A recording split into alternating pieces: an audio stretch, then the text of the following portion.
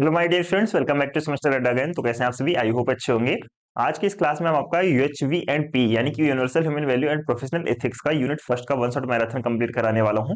ये सब्जेक्ट आप सभी ब्रांचों के लिए कॉमन सब्जेक्ट होता है, यानी कि सभी स्टूडेंट्स को पढ़ना होता है। अगर आप सेकंड ईयर में है, चाहे आप थर्ड सेमेस्टर में होते हैं, चाहे आप फोर्थ सेमेस्टर में होते हैं, तो आपका सेकंड ईयर में आपका कॉमन सब्जेक्ट होता है, सभी ब्रांचों को पढ़ना होता है। तो इसमें हम यूनिट फर्स्ट का वन शॉट मैराथन करेंगे। यूनिट वन आपका है इंट्रोडक्शन टू वैल्यू एजुकेशन। इसके साथ साथ हम इस तरीके से इसका रिवीजन करने वाले हैं कि आपके जितने भी पीवाईक्यूज पूछे गए हैं, जितने भी आपके इंपॉर्टेंट टॉपिक्स बनते हैं, उन सभी को मैं आपको जो है क्वेश्चन वाइज यहाँ पे आपको कवर कराने वाला हूँ। ठीक है, तो चलिए वीडियो को स्टार्ट करते हैं बिना किसी देरी के। एंड इससे पहले आप सभी स्टूडेंट्स इस वीडियो को अपने सभी दोस्तों के साथ में जरूर से जरूर शेयर कीजिएगा, और वीडियो पसंद आएगा तो वीडियो को लाइक भी जरूर कीजिएगा। चलिए स्टार्ट करते हैं। सिलेबस की बात करते हैं तो ये आपका सिलेबस है। सिलेबस आप सभी लोग देख सकते हैं। आप मैच करेंगे तो सिलेबस आपके मैच कर जाएगा। Understanding the need, basic guidelines. ठीक है, नीड की जरूरत, नीड क्या है इसको समझना है। बेसिक गाइडलाइंस क्या होते हैं उसको समझना है। किसके बेसिक गाइडलाइंस? तो वैल्यू एजुकेशन की नीड क्यों है, वैल्यू एजुकेशन के बेसिक गाइडलाइंस कौन कौन से होते हैं। ठीक है, content and process for value education. Exploration, self exploration क्या होता है, इसके कंटेंट कौन से होते हैं, इसका प्रोसेस क्या होता है सेल्फ एक्सप्लोरेशन का। ठीक है, नेचुरल एक्सेप्टेंस क्या होता है, एक्सपीरियंशियल वैलिडेशन क्या होता है। इन सभी टॉपिक्स को हम एक एक करके सारे टॉपिक्स को कवर करेंगे। ठीक है, चलिए अब यहाँ पे ध्यान से समझना है। सबसे पहला क्वेश्चन हमारा एग्जाम में छोटा सा 2 नंबर का आपका क्वेश्चन यहाँ पे आपका बनता है mostly. Define the word value and illustrate with one example. यानी कि आपसे पूछता है सीधे सीधे वैल्यू का मतलब क्या है, वैल्यू का मतलब क्या है, एग्जाम्पल के साथ में समझाओ। अगर आप इस क्वेश्चन को देखोगे तो लगभग आपका 2023-24 में 2 मार्क्स के अंदर आपका ये क्वेश्चन पूछा गया था। तो वैल्यू क्या होते हैं? तब सर वैल्यू हमारे अंदर एक क्वालिटी होती है। Value are the qualities. Value क्या होती है? तब सर वैल्यू क्वालिटी होती है that guides how to behave. ये हमें गाइड करता है कि हमें कैसे बिहेव करना है, हमें कैसा बिहेवियर रखना है, हमें कैसे डिसीजन लेना है। जैसे कि कौन से बिहेवियर की बात कर रहे हैं सर, कौन से गाइडेंस की बात कर रहे हैं, कौन से यहाँ पे डिसीजन की बात किया जा रहा है। तो आपको ये बताया जा रहा है कि जैसे कि हॉनेस्टी, हॉनेस्टी क्या है? ईमानदारी, ईमानदारी हमें बिहेवियर है भाई। यहाँ पे काइंडनेस, दयालुता दिखाता है। ठीक है, एंड रिस्पेक्ट यानी कि लोगों के प्रति हमें कैसा बिहेव करना है, सम्मान रखना है। ठीक है, तो ये हमें कौन बताता है? तो आपको सर वैल्यू ही हमारा डिफाइन करता है इंसान का वैल्यू। ओके, इसके अलावा जो हमारा आपका ह्यूमन वैल्यू होता है, they help us understand what is right. Value हमें ये समझने में मदद करता है कि क्या सही है और क्या गलत है। And choose action that are good for our self and other. और ऐसे एक्शंस को चूज करने में, ऐसे काम को चूज करने में हमारी हेल्प करता है जो कि हमारे लिए भी अच्छा हो और दूसरे के लिए भी अच्छा हो। Okay, human value builds good characters. Human value जो होता है हमारे अंदर एक अच्छा कैरेक्टर विकास करता है। And help us live in harmony, और हमें जो है हार्मोनी में रहने में हेल्प करता है। हार्मोनी का मतलब क्या है? हार्मोनी का मतलब एक तरीके से होता है सामंजस्य। ठीक है, शुद्ध तो वैसे प्योर वर्ड की बात करें, प्योर हिंदी की बात करें तो वैसे तो सामंजस्य होता है, सामंजस्य। ठीक है, लेकिन आप इसे यहाँ पे समझ सकते हैं मिलजुल कर। ठीक है, मिलजुल कर, मिलजुल कर। ओके, तो आप क्या कहेंगे कि जो सर हार्मनी होता है ये हमें मिलजुल कर रहने की सलाह भी देता भी है, कि हम फैमिली के साथ भी मिलजुल कर रहे हैं, अपने फ्रेंड्स के साथ भी मिलजुल कर रहे हैं, और अब सोसाइटी के साथ भी मिलजुल कर रहे हैं। ये हमें जो है वैल्यू हमें गाइड करता है, वैल्यू हमें सिखाता है। Okay, these value create a positive environment. या जो वैल्यू होता है हमारे लिए पॉजिटिव एनवायरनमेंट क्रिएट करता है बाय प्रमोटिंग कोऑपरेशन, यानी कि सहयोग की भावना को बढ़ा करके, एम्पैथी दयालुता की भावना की, सहानुभूति की भावना को बढ़ा करके, अंडरस्टैंडिंग अमंग पीपुल यानी कि लोगों के अंदर समझ की भावना को विकसित करके, ये हमारे अंदर एक पॉजिटिव एनवायरनमेंट को क्रिएट करता है। ओके, फॉर एग्जांपल जैसे कि अगर हम वैल्यू का एग्जांपल देने की बात करते हैं, जैसे कि हम कहते हैं ऑनेस्टी। ऑनेस्टी यहाँ पे क्या है? ईमानदारी। ईमानदारी हमें क्या दिखाता है? ईमानदारी हमारे अंदर एक वैल्यू को दिखाता है। जैसे कि मान के चलो किसी का पर्स गिर गया भैया, आप उठा करके आप उसे वापस करने चले जाते हैं, उसे वापस दे रहे हैं, तो आपकी ईमानदारी ही तो दिखाती है। आप अपना एग्जाम दे रहे हो, एग्जाम में आप चीटिंग नहीं कर रहे हो, तो ये आपकी क्या है? तो आपको सिर्फ हमारी ईमानदारी ही तो है, ऑनेस्टी ही तो है। ओके, क्लियर है ना? तो इसी को हम क्या कहते हैं? तो आपको सिर्फ इसी को हम वैल्यू कहते हैं। ये आपका 2 मार्क्स का आपका क्वेश्चन आपका बनता है, इसको आपको अच्छे से पढ़ करके जरूर जाना है। चलिए सेकंड क्वेश्चन की बात करते हैं। What are the fundamental value of human being. Human being की फंडामेंटल वैल्यू कौन सी होती है? तो ह्यूमन बीइंग की फंडामेंटल वैल्यू 5 होती है। कौन कौन से 5 होते हैं? पहला होता है ट्रुथ। ट्रुथ का मतलब क्या है? कि आपको हमेशा सत्य बोलना है, ईमानदारी के रास्ते पे चलना है। Being honest and accepting reality without distortion, यानी कि बीइंग ऑनेस्ट, आपको ईमानदार रहना है और आपको रियलिटी को एक्सेप्ट करना है बिना उसको तोड़े मरोड़े। ठीक है, यानी कि बिना रियलिटी को तोड़े मरोड़े आपको जैसा भी रियलिटी है आपको एक्सेप्ट करना है, आपको हमेशा ईमानदार रहना है। दूसरा फंडामेंटल वैल्यू क्या है? लव, यानी कि प्रेम। Caring for others and showing compassion and kindness. ठीक है, यानी कि कहने का मतलब क्या है कि लोगों के प्रति आपको क्या होना चाहिए, केयरिंग की भावना होनी चाहिए, केयरिंग होना चाहिए लोगों के प्रति, और आपको वहां पे लोगों के प्रति दयालुता और कंपेशन दिखाना चाहिए। ठीक है,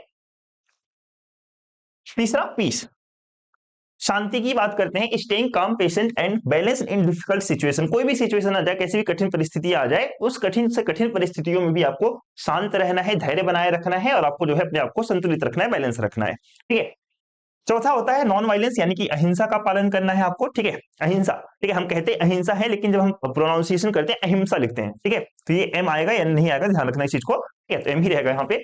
avoiding harm to others through thought, words और एक्शंस, यानी कि किसी को हम अपनी थॉट के थ्रू, यानी कि विचारों के प्रति, या फिर हम कह सकते हैं कि अपने वर्ड्स के प्रति, यानी कि किसी को हम बुरा भला ना बोले, और किसी को हम जो है अपने कार्य करके, एक्शन करके हम उन्हें चोट ना पहुंचाएं।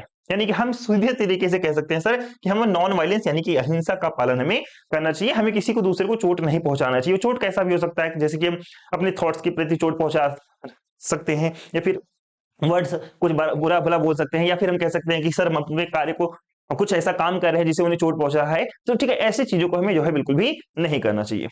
नेक्स्ट, राइटियस कंडक्ट, यानी कि क्या कहते हैं कि आपको अच्छे आचरण का फॉलो करना चाहिए, जैसे कि डूइंग द राइट थिंग्स, आपको अच्छे कर्म करनी चाहिए, आपको अच्छी चीजें करनी चाहिए। Following moral and ethical principle, आपको मोरल और एथिकल प्रिंसिपल को फॉलो करके आपको अच्छे अच्छे काम करने चाहिए। ठीक है, यही हमारे जो मोरल यानी कि एक तरीके से होता है नैतिक। Okay, value related to truth, अब ट्रुथ से रिलेटेड कौन कौन सी वैल्यू आती है, ट्रुथ से रिलेटेड कौन कौन सी वैल्यू है, तो आपको सर ऑनेस्टी यानी कि ईमानदारी।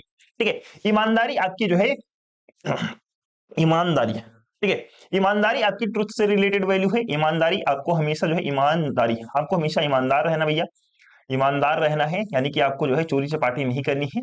ठीक है, दूसरा इंटीग्रिटी, इंटीग्रिटी का मतलब है निष्ठा। निष्ठा का मतलब यह है कि अगर आपने मान लिया भैया कि मुझे जो है एक तरीके से इंजीनियर बनना है, इंजीनियर बनने के बाद से हमें किसी प्रकार का कोई भी घोटाला वगैरह नहीं करना है। ठीक है, तो कहने का मतलब क्या है कि अगर आपको कोई देख भी नहीं रहा है ना, तो उस टाइम भी आपको घोटाला नहीं करना है। ठीक है, तीसरा होता है ट्रांसपेरेंसी। ट्रांसपेरेंसी का मतलब एक तरीके से हो जाता है ट्रांसपेरेंसी, ट्रांसपेरेंसी को हिंदी में क्या कह सकते हैं हम यार, क्या कह सकते हैं, पारदर्शिता। हाँ ठीक है, पारदर्शिता का मतलब क्या हो जाता है, पारदर्शी, ट्रांसपेरेंसी, जैसे कि पानी हमारा ट्रांसपेरेंट होता है, पारदर्शिता। ठीक है, पारदर्शिता, पारदर्शिता का मतलब यह है कि मान चलो कोई भी संस्था है, ठीक है, कोई भी संस्था वगैरह हो, कुछ भी हो गया, वहां पे सारी चीजें कैसी हैं, बिल्कुल क्रिस्टल क्लियर है, वहां पे कोई भी चीजें छिपाई नहीं जा रही है। ठीक है, ट्रांसपेरेंट है। ओके, जैसे हमारा रिलेशनशिप होता है, रिलेशनशिप में हम क्या कर सकते हैं, बिल्कुल हम एक दूसरे से ट्रांसपेरेंसी रख सकते हैं, यानी कि किसी भी चीज को वहां पे छिपाते नहीं है, तो हमारा वहां पे क्या है, ट्रांसपेरेंसी है। ट्रस्टवर्दीनेस, ट्रस्टवर्दीनेस के मतलब एक तरीके से आपका हो जाता है भैया कि क्या कर सकते हैं, विश्वसनीयता, कि हमारे ऊपर लोग विश्वास कर सके। ठीक है, विश्वसनीयता, कि हम लोगों की विश्वास को ना तोड़ें, विश्वसनीयता, विश्वसनीयता। अगर आपके माता पिता ने ये सोचा हुआ है कि मेरा बेटा जॉब ले लेगा बीटेक करने के बाद से, तो आपको उस तरीके से जॉब लेकर के दिखाना है, आपको अपने माता पिता के ट्रस्ट को बिल्कुल भी नहीं तोड़ना है। बताइए, इतनी बातें क्लियर है क्या, जल्दी से बताइए। चलिए, लव से रिलेटेड वैल्यू कौन कौन सी होती है, काइंडनेस। काइंडनेस का मतलब क्या होता है, दयालुता, कि आप लोगों के प्रति आपको क्या रहना है भैया, दयालु रहना है, चाहे वो इंसान हो चाहे आपके जानवर हो। ठीक है, इसके अलावा कंपेशन, कंपेशन की बात करते हैं, कंपेशन का मतलब होता है करुणा। ठीक है, कंपेशन का मतलब क्या होता है भैया, करुणा होता है, करुणा, करुणा, नाम सुना है करुणा का, है नाम सुना है करुणा का। कंपेशन मतलब क्या होता है, करुणा। करुणा का मतलब क्या है कि हर किसी के दुख को भी आपको समझ में आना चाहिए। इसने बोला कि आपके दोस्त ने बोला यार आज मेरा सर दर्द कर रहा है, आपको लग रहा है मजाक कर रहा है, तो ऐसे ही बोलता रहता है वैसे, करुणा। ठीक है, केयर का मतलब क्या होता है, देखभाल, देखभाल, आपको सभी को सही से देखभाल करना चाहिए अपने माता पिता का।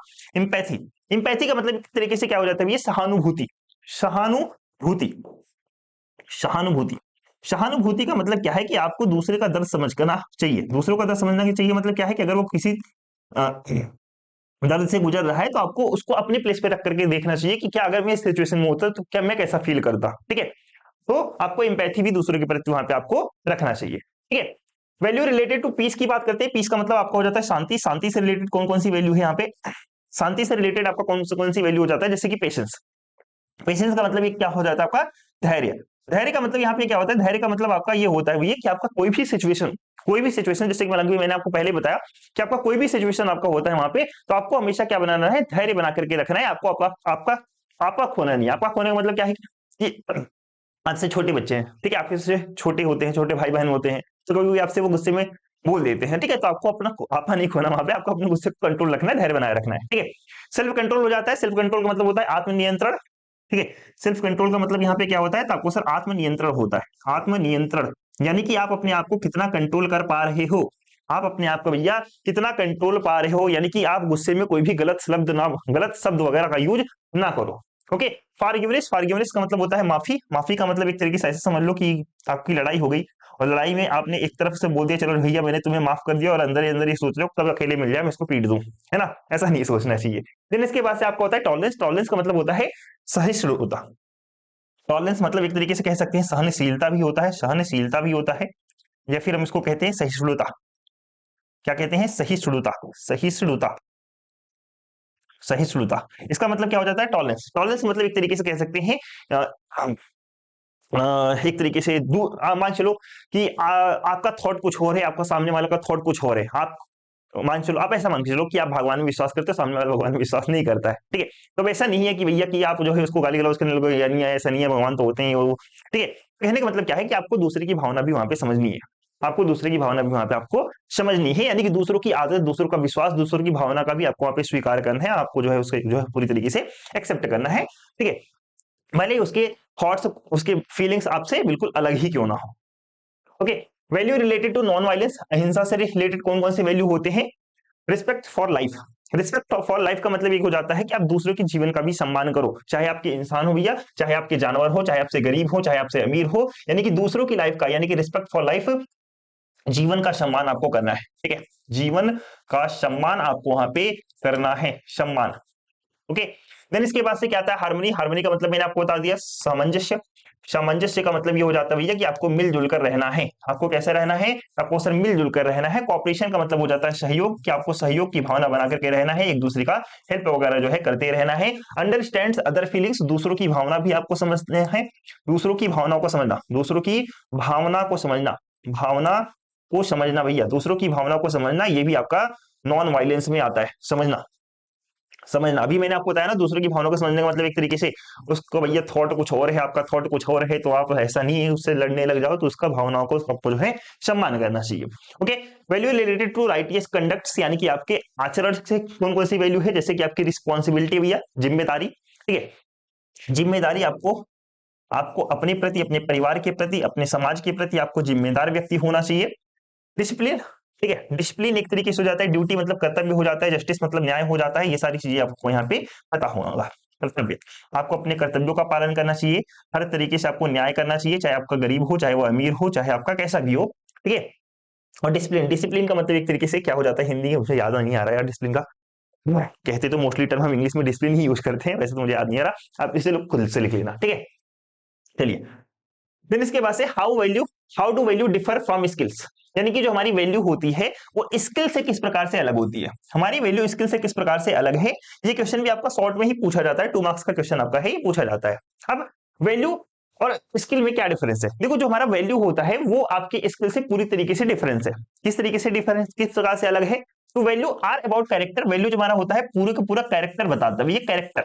जबकि स्किल्स क्या बताता है, स्किल्स हमारी जो है एबिलिटी को दिखाता है कि क्या कर सकते हैं हम, क्या नहीं कर सकते। कहने का मतलब क्या है, कहने का मतलब ये है कि वैल्यू हमें बताता है कि हमें कैसा बिहेव करना है, वैल्यू हमें बताता है कि हमें कैसा बिहेव करना है। लाइक मैंने आपको बताया कि हमें ईमानदार रहना है, हमें जिम्मेदार व्यक्ति रहना है, हमें दूसरों के प्रति जो है काइंडनेस रखनी है, ये वैल्यू बताता है। लेकिन एक पर्सन क्या कर सकता है, एक ह्यूमन क्या कर सकता है, वो स्किल दिखाता है। Skill show what a person can do, skill बताता है कि एक पर्सन क्या कर सकता है, एक पर्सन को कैसा बिहेव करना चाहिए वैल्यू बताता है, लेकिन एक पर्सन क्या कर सकता है वो आपको बताता है यहाँ पे स्किल्स, ठीक है। जैसे कि कम्युनिकेशन स्किल हो गई, आपके अंदर कोडिंग स्किल हो गई, ओके। इसके अलावा वैल्यू और लाइफ लॉन्ग, जो हमारी वैल्यू होती है लाइफ लॉन्ग होती है, हमेशा के लिए होती है, पूरे जीवन के लिए होता है, स्टेबल होता है। जबकि जो स्किल होता है वो आपका सीखा जाता है, ठीक है। स्किल को आप सीखते हैं, अपग्रेड करते हैं, स्किल को आप रिप्लेस भी करते हैं समय के अनुसार, ओके। तीसरा डिफरेंस क्या है, value decide the purpose and direction of our actions, जो वैल्यू होता है वो डिसाइड करता है कि हमारा जो है एक्शन, हमारा पर्पज क्या है, हमारा जो है डायरेक्शन, हमारे एक्शन यानी कि हमारे काम करने की दिशा क्या हो सकती है, वो हमारी जो है वैल्यू दिखाता है भैया, वैल्यू। ओके जबकि यहाँ पे स्किल्स क्या दिखाता है, स्किल्स दिखाता है कि decides how efficiently we can perform, ठीक है, या फिर हम कह सकते हैं भैया कि हम किसी टास्क को कितना आसानी से, कितना सफलतापूर्वक, कितना कुशलतापूर्वक परफॉर्म कर सकते हैं, वो आपकी स्किल्स दिखाती है। ओके इसके अलावा नेक्स्ट डिफरेंस की बात करते हैं, value are internal quality, value हमारी इंटरनल क्वालिटी होती है, अंदर की क्वालिटी होती है, जबकि स्किल्स जो हमारी होती है एक्सटर्नल क्वालिटी होती है, that can be observed and measures. यानी कि देखो जो हमारी वैल्यू होती है, वैल्यू को हम मेजर नहीं कर सकते, वैल्यू कांट बी मेजर क्योंकि that is internal quality, file जबकि हमारी जो स्किल्स होती है, skills can be measured because, क्यों, क्योंकि ये हमारा जो है एक्सटर्नल कैपेबिलिटी होता है, एक्सटर्नल क्वालिटी होता है, इसलिए हम इसको जो है मेजर कर सकते हैं। ठीक है, तो ये बेसिक डिफरेंस है जो कि आपको याद रखना है, 2 मार्क्स में जनरली आपका पूछा जाता है। ओके चलिए नेक्स्ट क्वेश्चन की बात करते हैं, list 4 guidelines for value education. Value education के लिए 4 गाइडलाइंस, कोई बताओ। ये क्वेश्चन देखो आपको 2025-24-25 में ही 2 मार्क्स के अंदर आपका पूछा गया था। ओके तो अब इसको समझने की कोशिश करना, क्या होता है भैया 4 गाइडलाइंस हमारे वैल्यू एजुकेशन के लिए। पहली गाइडलाइन होता है कि फोकस ऑन यूनिवर्सल वैल्यू, आपको अपनी यूनिवर्सल वैल्यू पे फोकस करनी है। कौन सी यूनिवर्सल वैल्यू, वही आपके 5, truth, love, peace, non violence, ठीक है, राइट कंडीशन, राइट कंटेजियस, ठीक है, तो इस पे आपको क्या करना है, फोकस करना है। Focus on universal value that apply to all human beings, जो कि सभी ह्यूमन बींग पर अप्लाई होता है, like truth, love, peace etcetera. Okay दूसरा गाइडलाइन क्या है, अंडरस्टैंड थ्रू सेल्फ एक्सप्लोरेशन, यानी कि आपको अपने आप को, आपको सेल्फ एक्सप्लोरेशन के थ्रू आपको समझना है कि भैया मैं क्या हूं क्या नहीं, आपको खुद अंदर से सोचना है। ऐसा नहीं है कि आपने दूसरों को देखा भैया, आपको कोई डरा धमका के, या फिर आपको कोई जबरदस्ती, या फिर आप किसी को देख करके जो है ब्लाइंड बिलीफ पर जो है विश्वास कर ले रहे हैं, ठीक है, ऐसा नहीं है। अंडरस्टैंडिंग थ्रू सेल्फ एक्सप्लोरेशन, आपको खुद से झांक के, अपने अंदर झांक करके आपको खुद से समझना है, नॉट बाय फोर्स, ना कि किसी से जबरदस्ती कोई कर रहा है तब, ना तो कोई आपको डरा धमका रहा है तब, और ना ही आपको किसी ब्लाइंड बिलीफ पर यानी कि किसी अंधा विश्वास करके आपको जो है खुद पे भरोसा रखना है। ठीक है, ऐसा नहीं, आपको खुद से एनालाइज करो भैया मैं क्या हूं, क्या कर सकता हूं, क्या नहीं कर सकता हूं, आप अपने ऊपर सोच सकते हो। Verify on the basis of natural acceptance, natural acceptance के बेस पे अपने आप को वेरीफाई करो। What feels right from with in, यानी कि आपको अंदर से क्या लगता है कि भैया ये सही कर रहा हूं मैं या फिर नहीं कर रहा हूं, जो आपको अंदर से फील होता है आप वो चीज करो। ऐसा नहीं कि दूसरे कह रहे अच्छा ये वाला सही है यार तो कर ले, ठीक है, ऐसा बिल्कुल भी नहीं होना चाहिए। चौथा, connect value with real life situations, यानी कि वैल्यू को आपको रियल लाइफ सिचुएशन के साथ में आपको कनेक्ट करना है, so students can practice them daily, ताकि आप जो है उसको क्या कर सकते हैं, डेली लाइफ में प्रैक्टिस कर सकते हैं। पांचवें गाइडलाइंस की बात करते हैं, इंश्योर होलिस्टिक डेवलपमेंट यानी ऑफ थॉट्स, यानी कि आपको होलिस्टिक डेवलपमेंट का मतलब होता है समग्र विकास। इसका मतलब क्या होता है, इसका मतलब होता है होलिस्टिक डेवलपमेंट, ठीक है, होलिस्टिक, होलिस्टिक डेवलपमेंट का मतलब होता है ये समग्र, समग्र विकास, समग्र, समग्र, समग्र विकास का मतलब होता है टोटल, यानी कि ओवरऑल, ओवरऑल डेवलपमेंट, ठीक है, ओवरऑल डेवलपमेंट आपका हो जाता है समग्र विकास। तो इंश्योर होलिस्टिक डेवलपमेंट, आपको समग्र विकास को आपको जो है इंश्योर कराना है, लाइक आपको थॉट को डेवलप करना है, बिहेवियर को डेवलप करना है, वर्क को डेवलप करना है, और अपने रियलाइजेशन यानी कि अपने रियलाइजेशन को भी आपको डेवलप करना है। इसके अलावा नेक्स्ट गाइडलाइन की बात करते हैं, promote harmony at all levels, यानी कि आपको जो है सभी लेवल्स पे, सभी लेवल्स पे आपको क्या करना है, मिलजुल के रहना है। सभी लेवल्स पे आपको जो है हार्मनी को प्रमोट करना है, हार्मनी को बढ़ाना है, मिलजुल कर की रहने की भावना को वहां पे आपको बढ़ाना है। कौन से लेवल की होती है, हमारे पास आपके 4 लेवल होते हैं। पहला सेल्फ लेवल यानी कि इंडिविजुअल लेवल आपका हो जाता है, दूसरा फैमिली लेवल, तीसरा सोसाइटी लेवल एंड चौथा नेचर लेवल। इसके अलावा आपका लास्ट आपका हो जाता है एग्जिस्टेंस लेवल्स।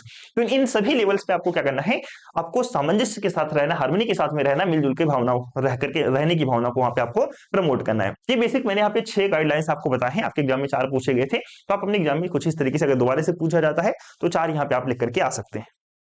ओके चलिए नेक्स्ट बात करते हैं, what is importance of value education. ये आपका क्वेश्चन 2018-19 में 7 मार्क्स के अंदर पूछा गया था कि वैल्यू एजुकेशन की क्या इंपॉर्टेंस है, क्यों इंपॉर्टेंट है वैल्यू एजुकेशन। पहली बात, बिल्ड्स गुड कैरेक्टर, जो हमारा वैल्यू एजुकेशन होता है हमारे अंदर एक अच्छा कैरेक्टर विकसित करता है, एक अच्छी कैरेक्टर विकसित करता है हमारा वैल्यू एजुकेशन, यानी कि हेल्प डेवलप ऑनेस्टी, हमारे अंदर ईमानदारी विकसित करता है, डिसिप्लिन विकसित करता है, रिस्पेक्ट विकसित करता है, और एम्पैथी विकसित करता है यानी कि सहानुभूति। ओके दूसरा, इंप्रूव बिहेवियर, हमारे बिहेवियर को भी जो है पूरी तरीके से सुधारता है। Guides students to act responsibility, एक स्टूडेंट को गाइड करता है कि आप जो है रिस्पॉन्सिबिलिटी एक्ट करें, रिस्पॉन्सिबिली एक्ट करें, एथिकली एक्ट करें इन डिफरेंट सिचुएशन, कोई भी आपका सिचुएशन हो, आप उस कैसा भी कठिन से कठिन परिस्थिति आए, उस कठिन से कठिन परिस्थिति में भी आप जो है पूरी तरीके से रिस्पॉन्सिबल रहे, पूरी तरीके से एथिकल है, यानी कि कोई भी गलत काम करने न लग जाए। तीसरा, क्रिएट्स अ पीसफुल सोसाइटी, ठीक है, वैल्यू एजुकेशन क्यों जरूरी है? तो आपको सर वैल्यू एजुकेशन इसलिए भी जरूरी है ताकि हम अपने सोसाइटी को, अपने समाज को शांतिपूर्वक समाज बना सके। ठीक है, तो रिड्यूस कॉन्फ्लिक्ट्स यानी कि झगड़े को कम करता है बाय प्रमोटिंग। जो हमारा वैल्यू एजुकेशन होता है झगड़े को कम करता है। कैसे झगड़े को कम करता है? बाय प्रमोटिंग अंडरस्टैंडिंग, समझदारी को विकसित करके, सहयोग की भावना को विकसित करके, एंड टॉलरेंस यानी कि सहिष्णुता की भावना को, सहने की क्षमता की भावना को विकसित करके हमारी जो वैल्यू एजुकेशन है पूरी तरीके से सोसाइटी के अंदर पीसफुल लाता है, शांति लाता है, पीस लाता है। ठीक है, हेल्प्स इन डिसीजन मेकिंग। जो हमारा वैल्यू एजुकेशन होता है डिसीजन मेकिंग में भी हेल्प करता है। Value help people choose what is right, यानी कि जो हमारी वैल्यू होती है वो हेल्प करता है लोगों को चूज करने में कि क्या सही है। एंड अवॉइड हार्मफुल एक्शन, और यह भी अवॉइड कराता है कि आप कोई भी गलत काम ना करें। ठीक है, नेक्स्ट इनहेंस पर्सनल ग्रोथ, आपकी पर्सनल ग्रोथ को भी बढ़ाता है। इनकरेज सेल्फ कॉन्फिडेंस, आपके अंदर सेल्फ कॉन्फिडेंस लाता है। सेल्फ कंट्रोल, आत्म नियंत्रण लाता है। एंड पॉजिटिव एटीट्यूड भी आपके अंदर लाता है आपका वैल्यू एजुकेशन। तो यहाँ पे आपके यहाँ पे देखो 5 पॉइंट्स आपके हो गए। ठीक है, आपको इन 5 पॉइंट्स को याद रखना है। Right the needs of value education in today scenario, यानी कि हम बात करते हैं कि आज के समय में आज के सिनारियो में वैल्यू एजुकेशन की नीड क्या है। ये क्वेश्चन आपका पूछा गया था 2018-19 में, 7 नंबर में आपका 7 मार्क्स में पूछा गया था। ये जो आज के सिनारियो में हमारा वैल्यू एजुकेशन है इसकी नीड क्या है भैया, जरूरत है इसकी। ठीक है, सबसे पहली बात, आज के सिनारियो में वैल्यू एजुकेशन की सबसे बड़ी जरूरत ये हो गई कि आजकल हर जगह कंपटीशन ज्यादा हो गया है और स्टूडेंट्स के अंदर स्ट्रेस ज्यादा हो गया, तनाव ज्यादा हो गया, इसलिए हमारी जो है वैल्यू एजुकेशन की नीड है। स्टूडेंट्स फेसेस प्रेशर, स्टूडेंट्स जो है प्रेशर यानी कि दबाव महसूस करते हैं। So value education helps them develop patience, तो वैल्यू एजुकेशन उनके अंदर धैर्य की भावना को विकसित करता है, सेल्फ कंट्रोल विकसित करता है, पॉजिटिव थिंकिंग को विकसित करता है। ओके, दूसरा, राइट इन अनएथिकल प्रैक्टिसेज, यानी कि आजकल जो है भैया अनएथिकल प्रैक्टिसेज जो है बहुत ज्यादा हो गए हैं। जैसे कि आजकल स्टूडेंट्स पढ़ते नहीं है, फिर एग्जाम में उन्हें डर लगता है, जब एग्जाम में डर लगता है तो वो चीट क्या लेके जाते हैं, चीटिंग, यानी कि चीटिंग करने के लिए आपको जो है चीट शीट लेकर के जाते हैं। ओके, तो वहां पे अगर हो सकता है बाई चांस अगर आप पकड़े जाओ तो वहां पे क्या हो जाएगा, वहां पे आपका रिस्ट्रिकेट भी हो सकते हो, 3 साल के आपके वहां पे जा भी सकते हैं। इसी वजह से ये जो आपकी वैल्यू एजुकेशन होती है वो राइट इन अनएथिकल प्रैक्टिसेज, यानी कि जो अनएथिकल प्रैक्टिसेज है वो बहुत ज्यादा बढ़ गया है। इसी वजह से वैल्यू एजुकेशन की भी जरूरत है आज के टाइम में। इशूज लाइक चीटिंग, जैसे कि चीटिंग बढ़ गई है भैया, करप्शन बढ़ गया है, डिसऑनेस्टी, ठीक है, बेईमानी बढ़ गया है। Highlight the needs for teaching and moral values, इस सभी के कारण आज के समय में मोरल वैल्यू को यानी कि एथिकल वैल्यू को सिखाना बहुत ज्यादा जरूरी हो गया है। ओके, तीसरा, break down of family and social relationships. आजकल के टाइम में देखोगे तो ना फैमिली में ज्यादा टेस्ट रहा है, नहीं आपके सोशल या फिर रिलेशनशिप की अगर मैं बात करूं तो वहां भी लोग क्या कहते हैं, एक दूसरे से उदासी रहते हैं, एक दूसरे से रूठे फूटे ही रहते हैं। आजकल तो घर पे अपने माता पिता से लोग सही से बात नहीं कर पाते हैं। ठीक है, तो इसके लिए भी हमें वैल्यू एजुकेशन की जरूरत पड़ती है। वैल्यूज लाइक रिस्पेक्ट, जैसे कि हम वैल्यू हमें सिखाता है रिस्पेक्ट हम लोगों की करें, एम्पैथी, एंड इसके अलावा कोऑपरेशन, सहयोग की भावना को बढ़ाएं, स्ट्रेंथ ह्यूमन बॉन्ड्स, यानी कि ह्यूमन बॉन्ड को जो है और स्ट्रॉन्ग बनाने के लिए हमारी जो है वैल्यू एजुकेशन की जरूरत यहाँ पे पड़ती है। इसके अलावा impact of technology and social media, आप सभी को पता है आजकल के टेक्नोलॉजी एंड सोशल मीडिया का क्या इंपैक्ट पड़ रहा है लोगों के ऊपर। Students need guidance to use technology, students को एक गाइडेंस की जरूरत है कि हम किस तरीके से टेक्नोलॉजी को यूज कर सकते हैं, किस तरीके से टेक्नोलॉजी को रिस्पॉन्सिबिलिटी तरीके से यूज कर सकते हैं। एंड अवॉइड नेगेटिव इन्फ्लुएंस, और नेगेटिव इन्फ्लुएंस को पूरी तरीके से अवॉइड किस तरीके से कर सकते हैं। ठीक है, तो इन सभी चीजों के लिए ये सारी चीजें हमें डेली लाइफ में आजकल के टाइम में देखने को मिलती है, इसलिए हमें जो है वैल्यू एजुकेशन की बहुत ज्यादा जरूरत होती है। इसके अलावा नीड फॉर रिस्पॉन्सिबल सिटीजन, आपको एक जिम्मेदार नागरिक बनने के लिए भी वैल्यू एजुकेशन की जरूरत होती है। Value education prepares individual to contribute to society with discipline, honesty and civic responsibility. कहने का मतलब क्या है कि वैल्यू एजुकेशन जो है आपको क्या करता है या यानी कि प्रत्येक व्यक्ति को इंडिविजुअल यानी कि अकेले प्रत्येक व्यक्ति को कंट्रीब्यूट सोसाइटी विथ डिसिप्लिन, यानी कि आप जो सोसाइटी में डिसिप्लिन से रहें और ईमानदारी के साथ में रहें, आप अपने नागरिकता की जिम्मेदारी को भी आप पूरी तरीके से फॉलो करें। इसके लिए भी आपको जो है वैल्यू एजुकेशन की जरूरत पड़ती है।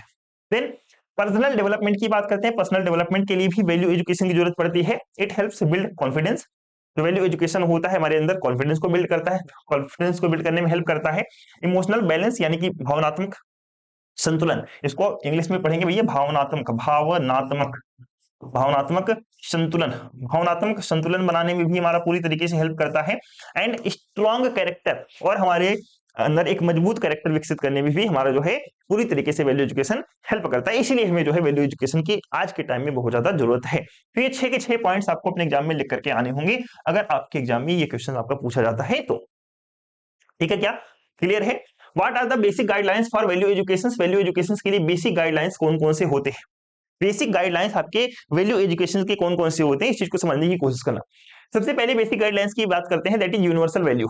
यूनिवर्सल वैल्यू का मतलब क्या है कि value education focus on all values, जितने भी वैल्यू हमारे पास में है उन सभी वैल्यू पे हमारे जो है वैल्यू एजुकेशन फोकस करता है। कौन कौन सी यूनिवर्सल वैल्यू है, लाइक आपका मैंने बताया था truth, love, peace, non violence, ठीक है, राइट कंटीजियस, ठीक है।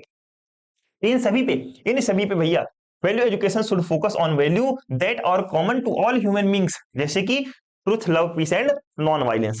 दूसरा गाइडलाइंस क्या है, रेशनल अंडरस्टैंडिंग, ठीक है। रेशनल अंडरस्टैंडिंग का मतलब यहाँ पे क्या हो जाता है कि value should be understood logically, जो हमारी वैल्यू है उसको लॉजिकली समझना चाहिए, नॉट एक्सेप्टेड ब्लाइंडली, हमें जो है उसको अंधे की तरह जो है उसको एक्सेप्ट नहीं करना है, हमें पहले समझना है कि क्या ये सच है, क्या ये सही है या फिर गलत है, इस चीज को हमें पहले से समझना है, ठीक है। Students must know why a value is important, आपको ये जानना जरूरी है कि हमारे लिए वैल्यू इंपॉर्टेंट क्यों है। सेल्फ एक्सप्लोरेशन, तीसरा बेसिक गाइडलाइन है सेल्फ एक्सप्लोरेशन, यानी कि आप अपने अंदर झांक करके देखो भैया।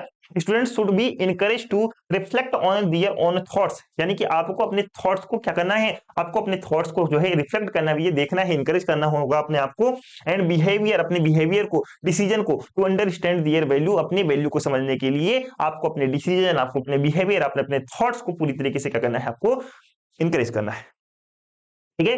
देन चौथा आपका बेसिक गाइडलाइंस कौन सा हो गया, होलिस्टिक डेवलपमेंट, यानी कि समग्र विकास, यानी कि एक साथ कुल विकास करना। Value education should help in the development of the whole personality, like आपका फिजिकल पर्सनालिटी हो गया, इमोशनल पर्सनालिटी हो गया, सोशल पर्सनालिटी हो गया, स्पिरिचुअल पर्सनालिटी हो गया। तो वैल्यू एजुकेशन आपको इंश्योर कराता है कि आप इन सभी को, ऐसा नहीं सिर्फ फिजिकल पर्सनालिटी पे ध्यान दो आप या फिर इमोशनल पर्सनालिटी पे ध्यान दो, आपको सारी की सारी पर्सनालिटी को आपको जो है पूरी तरीके से सुधारना होगा। ओके, लिविंग इन हार्मनी, पांचवी गाइडलाइंस क्या है, तो आपको सर हार्मनी, यानी कि एक तरीके से मिलजुल के रहना है। It should promotes harmony with in one self, यानी कि जो आपका वैल्यू एजुकेशन होता है वो हमारे जो है हमारे अंदर जो है, हमारे अंदर क्या करता है, हार्मनी को प्रमोट करता है, फैमिली के अंदर हार्मनी को प्रमोट करता है, सोसाइटी के साथ में हार्मनी को प्रमोट करता है, नेचर के साथ में हार्मनी को प्रमोट करता है, या फिर हम कह सकते हैं सर कि पूरा पूरा वर्ल्ड में जो है हार्मनी को प्रमोट करता है वैल्यू एजुकेशन। इसके अलावा नेक्स्ट गाइडलाइंस है लीडिंग टू हैप्पीनेस, हैप्पीनेस की तरफ हमें ले जाता है। The goal of value education is to enable individuals to live a happy, meaningful and fulfilling life। तो कहने का मतलब क्या है, जो हमारी वैल्यू एजुकेशन होती है, वैल्यू एजुकेशन का मतलब ही यही होता है, वैल्यू एजुकेशन का पर्पज ही यही होता है कि कोई भी प्रत्येक व्यक्ति जो है हैप्पी रहे, खुश रहे भैया, मीनिंगफुल तरीके से, अर्थफुल तरीके से जिए और अपनी लाइफ को खुशियों से भरे रखे। Integrated in daily life, daily life में इंटीग्रेट होने के लिए भी भैया वैल्यू एजुकेशन हमारे लिए जरूरी होती है। Value must be practised in real situations, value को हम अपने रियल सिचुएशन में प्रैक्टिस करना भी हमें जरूरी हो जाता है, not just learn as a theory. हमें सिर्फ, हम कहते हैं ना कि हमें ईमानदार रहना चाहिए, हमें लोगों के प्रति दयालु रहना चाहिए, तो ये सिर्फ हम किताबी भाषा में नहीं सीख रहे, हम सिर्फ किताबी भाषा में यानी कि बुक की फॉर्म में, सिर्फ थ्योरी फॉर्म में पढ़ना नहीं चाहिए, हमें उसको डेली लाइफ में उसको उतारना भी चाहिए। डेली लाइफ में हम उसको क्या करना है, आपको उसको जो है प्रैक्टिस भी करना है। ओके, तो ये आपके 7 बेसिक गाइडलाइंस मैंने आपको बताए हैं, आपको याद रखनी है, बहुत ज्यादा इंपॉर्टेंट है, बेसिक गाइडलाइंस आपके पूछ लेता है, ठीक है। नीड और बेसिक गाइडलाइंस दोनों आपको पढ़ करके जाना है।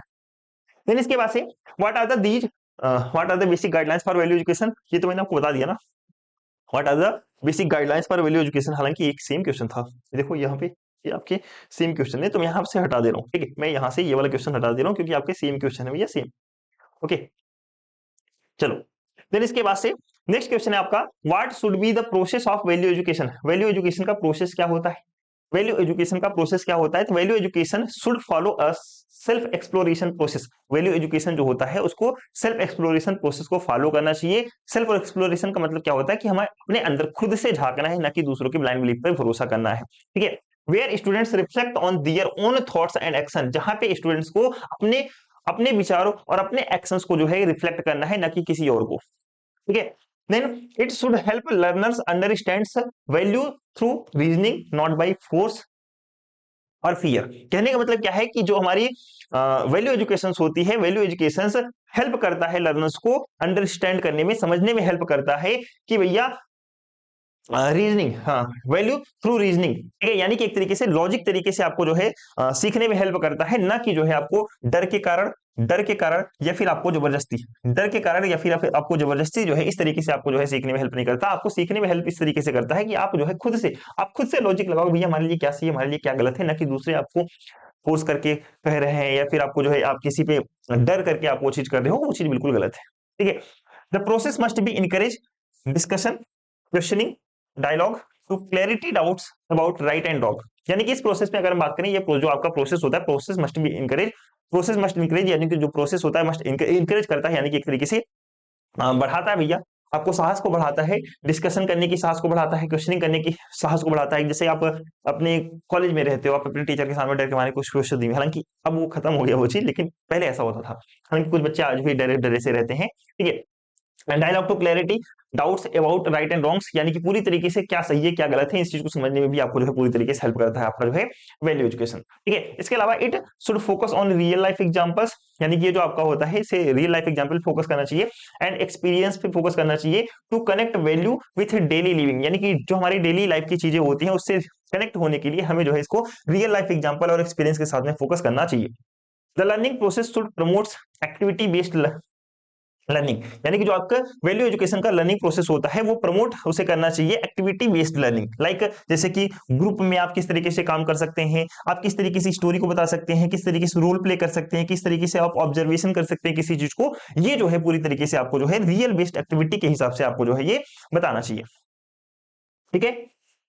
चलिए, it must help students practice values in real life situation, not just learn them theoretically, यानी कि ये जो आपका वैल्यू एजुकेशन होता है आपकी पूरी तरीके से हेल्प करता है कि भैया कि आप किसी भी सिचुएशन को आपको जो है आपको प्रैक्टिस करना है, ना सिर्फ आपका थ्योरी फॉर्म में सीखना है। ये चीज, ये लाइन तो मैंने आपको पहले बता दी।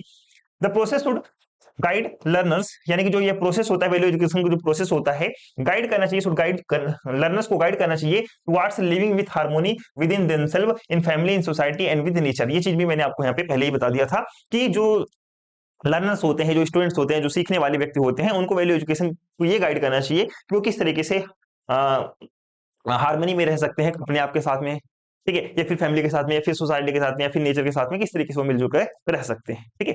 ये दोनों लाइन तो मैंने आपको पहले ही बता दिया था इससे बहुत पहले वाली स्लाइड में, ओके। चलिए, what do you mean by self exploration? Self exploration ये वाला जो टॉपिक है आपका बहुत ज्यादा इंपॉर्टेंट है, आपके एग्जाम में पूछा जाता है, हालांकि देखो 2018-19 में पूछा भी गया था 7 मार्क्स में, कि जो आपका सेल्फ एक्सप्लोरेशन है, ठीक है, उससे आप क्या समझते हैं भैया? सेल्फ एक्सप्लोरेशन से आप क्या समझते हैं? तो देखो, सेल्फ एक्सप्लोरेशन जो होता है एक तरीके का प्रोसेस होता है जिसमें आप खुद को एग्जामिन करते हैं, खुद को भैया देखते हैं कि भैया मैं क्या हूं, क्या कर सकता हूं, क्या नहीं कर सकता हूं। आप खुद को समझते हैं, आप खुद को जांचते हैं, आप खुद को समझने का प्रोसेस, खुद को जांचने का प्रोसेस, खुद को समझने का प्रोसेस ही आपको जो है सेल्फ एक्सप्लोरेशन कहलाता है, ओके।